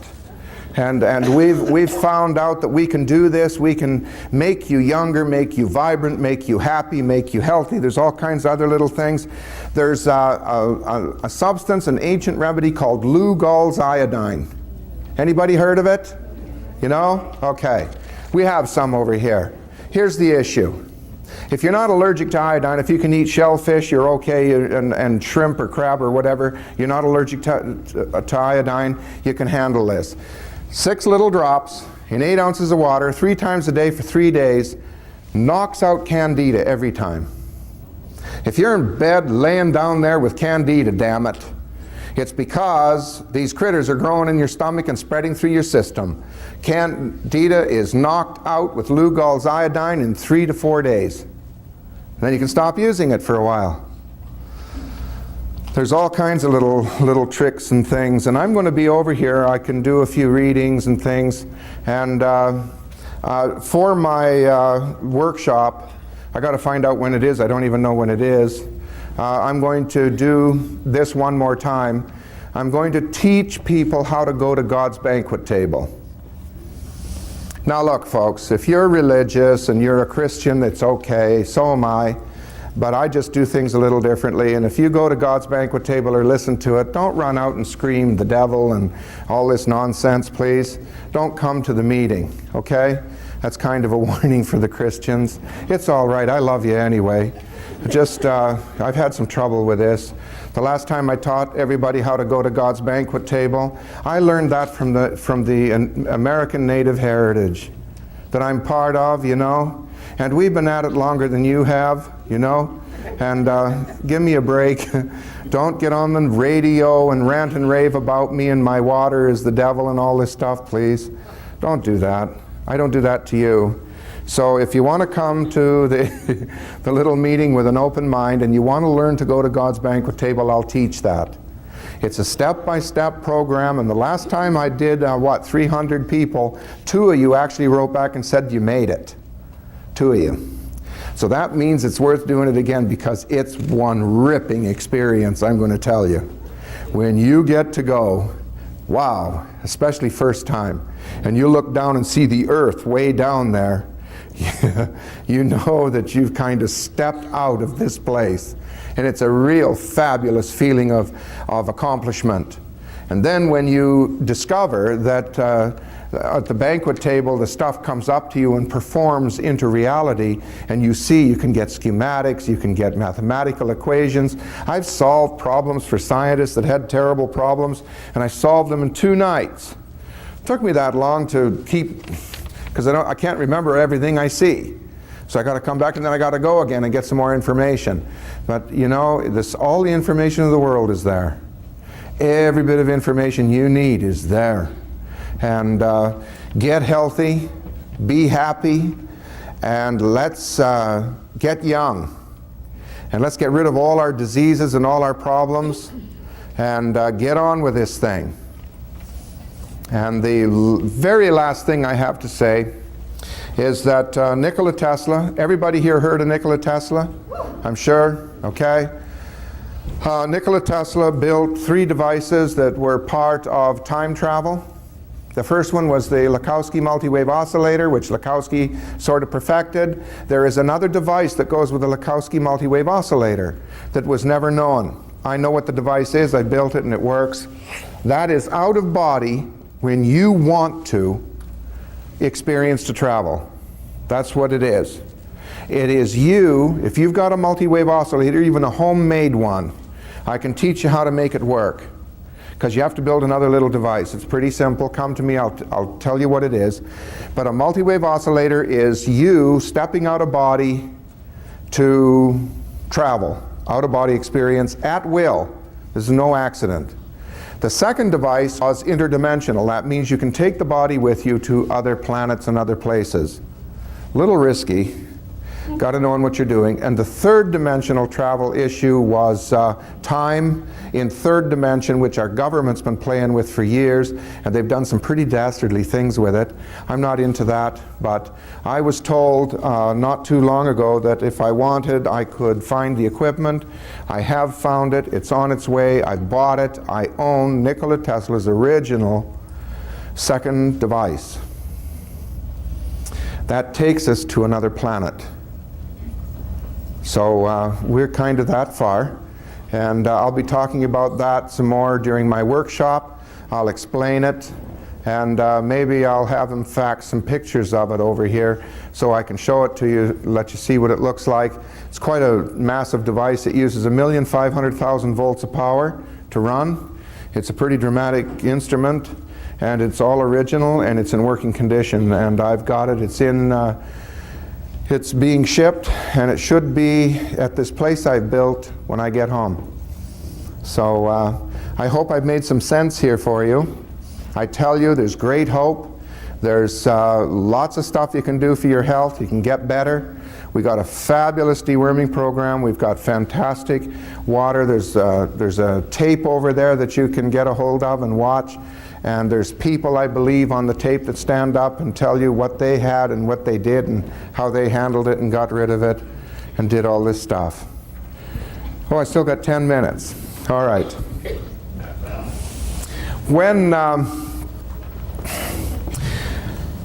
When these issues basically started to develop and be crushed was in the 20s. It happened with the folks that were doing veterinarian work. They started to look at the tissue of animals, and they found out that the tissue of animals is actually full of parasites.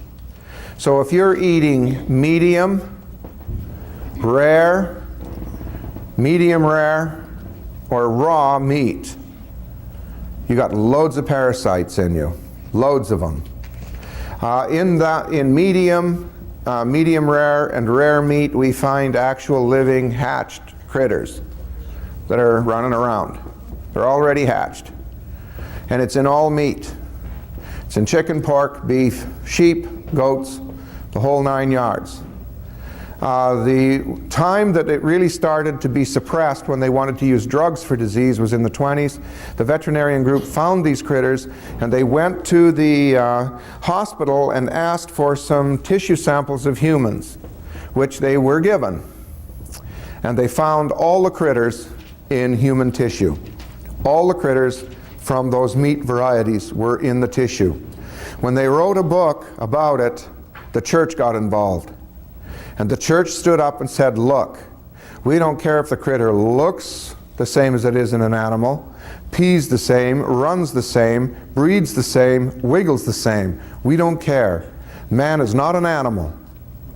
He is a godly being, and so those parasites are not animal parasites. They're human parasites, and they have to be dealt differently. We're not hooking man up with any animal with a parasite problem. And lots of stuff came out in the 20s and 30s that we picked up on that issue. All those books were suppressed, and now you can't find them. I'm finding them in old doctors' libraries. Doctors that are retired have those books. I got 4 of them. There's 7 of them. There's 2 I don't have. I'm still looking. You don't want to see these books. I can't look at some of the stuff because they drew them in actual size in color. They drew them in color. One page is the critter, the next page is the prescription or the herbs or the drug that would kill those critters. And all of that work was done. It was done in the 20s, and then it was suppressed. It was kept even from the young men that are becoming doctors today. They don't even know that it exists. They spend, I think, 1 week on parasites in their whole trip of becoming a doctor, and that's that. So they don't even think it happens, and you know, they don't think they have a nutrient problem. We've got colloidal this, colloidal that, colloidal minerals. We got all kinds of stuff for you to get you better. Doctors don't think that they have a problem, and that's why they die at what, 58? That's their lifespan. Well, dead doctors don't lie. You know, they're dead. And there's a man that created a tape called Dead Doctors Don't Lie, and he's right. They don't. They're dead. They starved to death. They got old. They refused to feed their bodies the nutrient values you need. And the more fertilizers they use and the more craziness that they use in the soil, the more stuff that they do, the less nutrient value is in that food. The less colloids are in that food for you to utilize. So you need to supplement your stuff, and you need to do it with colloids. Believe me, folks, the whole trick is in colloids, and that research was done in Rockefeller Center in the 30s, where they used just colloids to bring back to life dead flowers. Dead flowers, dried. They sprayed colloids on them, and even the petals came to life. So the secret is in colloids. Every single thing you need, your body has to turn into a colloid. Every bit of food you eat, your body can't use it unless it turns it into a colloid. And if it can't, it's waste. And with all the drugs and the chemicals in all our foods, what we're running into is a serious problem. All the drugs and chemicals, fertilizers and the such that is in the plant now gets into your body and drags your vibration down. Sets up a vibratory rate in your body that parasites do extremely well in. And that's what the problem is. We need to clean up. We need to do it. We need to flush the body out with some stuff that's actually going to work. And we need to handle disease desperately. We need to get on it. There's all kinds of things happening on this planet that are not so good, and it's being caused by filth. All you have to do is do what I do, fly all over the country and have a look at the air. I was going into Denver, and the pilot came on and said, "It's an absolute beautiful day, not a cloud in the sky, and it's sun shining, and we're at 6,000 feet, and we'll be in Denver for you right on time." And guess what? We couldn't see the ground from the smog. On that day, the air was still, and we could not see the ground for the smog, and we were 6,000 feet. And yet he said there's not a cloud in the sky, and it's a beautiful day. My word, I couldn't believe it. That's our problem. So, next meeting. My gasoline device is finished, ready for your cars, doubles your gas mileage. Okay? That's my next invention. It's all finished, ready to go, and if I'm invited to the next do, I'm going to bring the second dimensional time unit. I'm going to actually bring it and set it up and make it work and show it to you. Okay? So that's the way it's going. And I imagine after February, March, April, we won't be able to talk this way anymore. We won't be able to mention parasites. We won't be able to mention anything. And you're on your own after that. Okay? So this is Wayne Rowland bidding you goodbye. And all we got left is the gas device. And how long will I be able to talk about that? Poof, I don't know. At least we'll be rid of the FDA.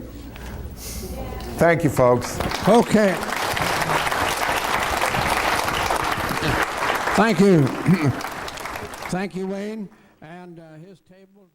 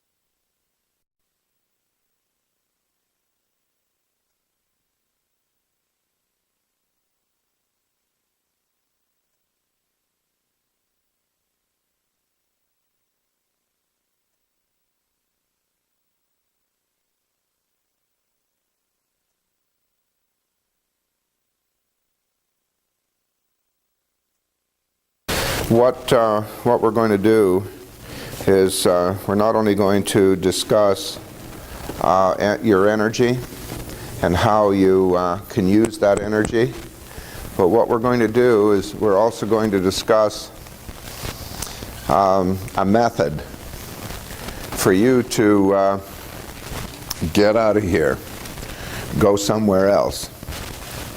And the more you do this, the more proficient you'll become at it. It finally gets to a point where not only is it proficient, but you have the right and the ability in here to, when you get to another place, you can think a thought and it actually happens. And you see it in reality. And you can touch it. You can go into it. You can just move right into it. It is the real you. It's who you really are. Without guilt, without fear, without time. Time is a decisive moment decided and put into reality by you. Only you. Not your neighbor, not anyone. It's put into reality by yourself. There's many ways to find out and to learn that time does not exist. It is nothing. 200,000 years is yesterday. Yesterday is yesterday. 30 years ago is yesterday, as most of you know. It just happened yesterday, right? Right. I mean, it's time is a very strange thing to try and get a grasp on and think that it's part of reality, because it isn't. Some of the things that I'm going to start with are really important. They're very, very important. And it has to do with your health. You do not want to be evolving parasites. You don't want to do that. Now, if you're going to get serious about this and build yourself a little temple and create a little godly space and sit on a rock every single day for 4 to 6 hours and create in this modality, then you don't have to worry about the parasites. But if you're going to go to God's banquet table once a week or once a month or every day just from the bedroom, then you have to worry about the parasites. You have to concern yourself about this. The parasites are already farming in your bodies. The big ones make mucus balls.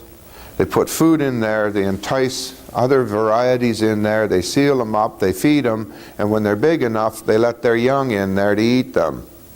We've witnessed this. So they're farming in you.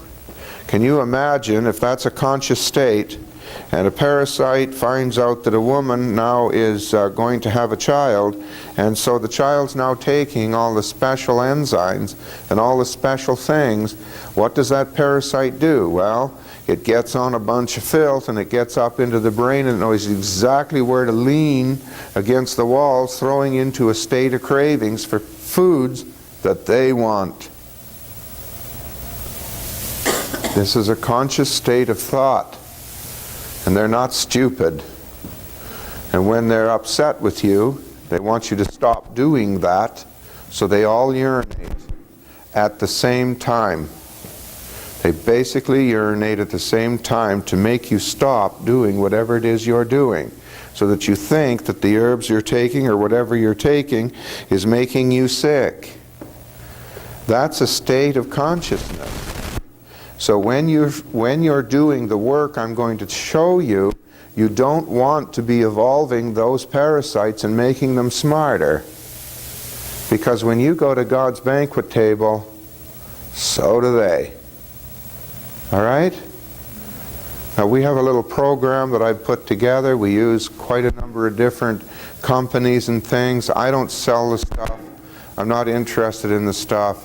I've got my own money. I don't need the little bits of money for commissions and multi-level marketing this and multi-level marketing that. I don't need it. So, you know, besides, I'm not very friendly with these companies. I don't really like them. And what I do is I look at their products, and if they muck up and make a mess of their products, then I go to war with them. And as a result, these companies, if you do the programs and you need some information about what you're taking, don't use my name. They'll hang right up on you. They're very upset with me. You know, they think they're right and they think I'm wrong. Sorry, Wayne. It's all right.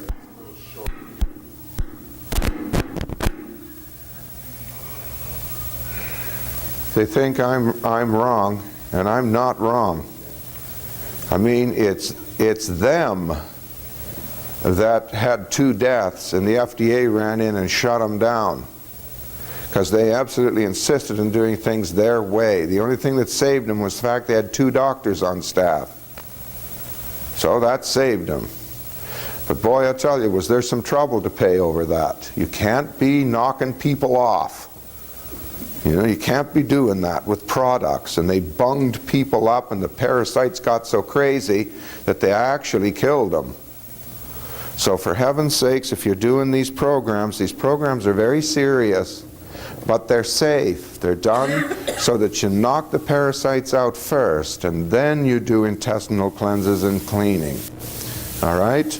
Never do an intestinal cleanse or a diet before you kill parasites. Don't do that. The parasites eat holes in you, and you get what's called medically a medical condition called leaky bowel syndrome. So whatever you do, do the parasites first. Knock them off, then clean up. It's kind of simple stuff, really. I don't know why these doctors and these companies would go to war with me on that, but they all did. It's amazing. At any rate, the little programs that we've got have been hard fought over. The companies that we've chosen to supply the material have really been looked at closely. They've all offered promises.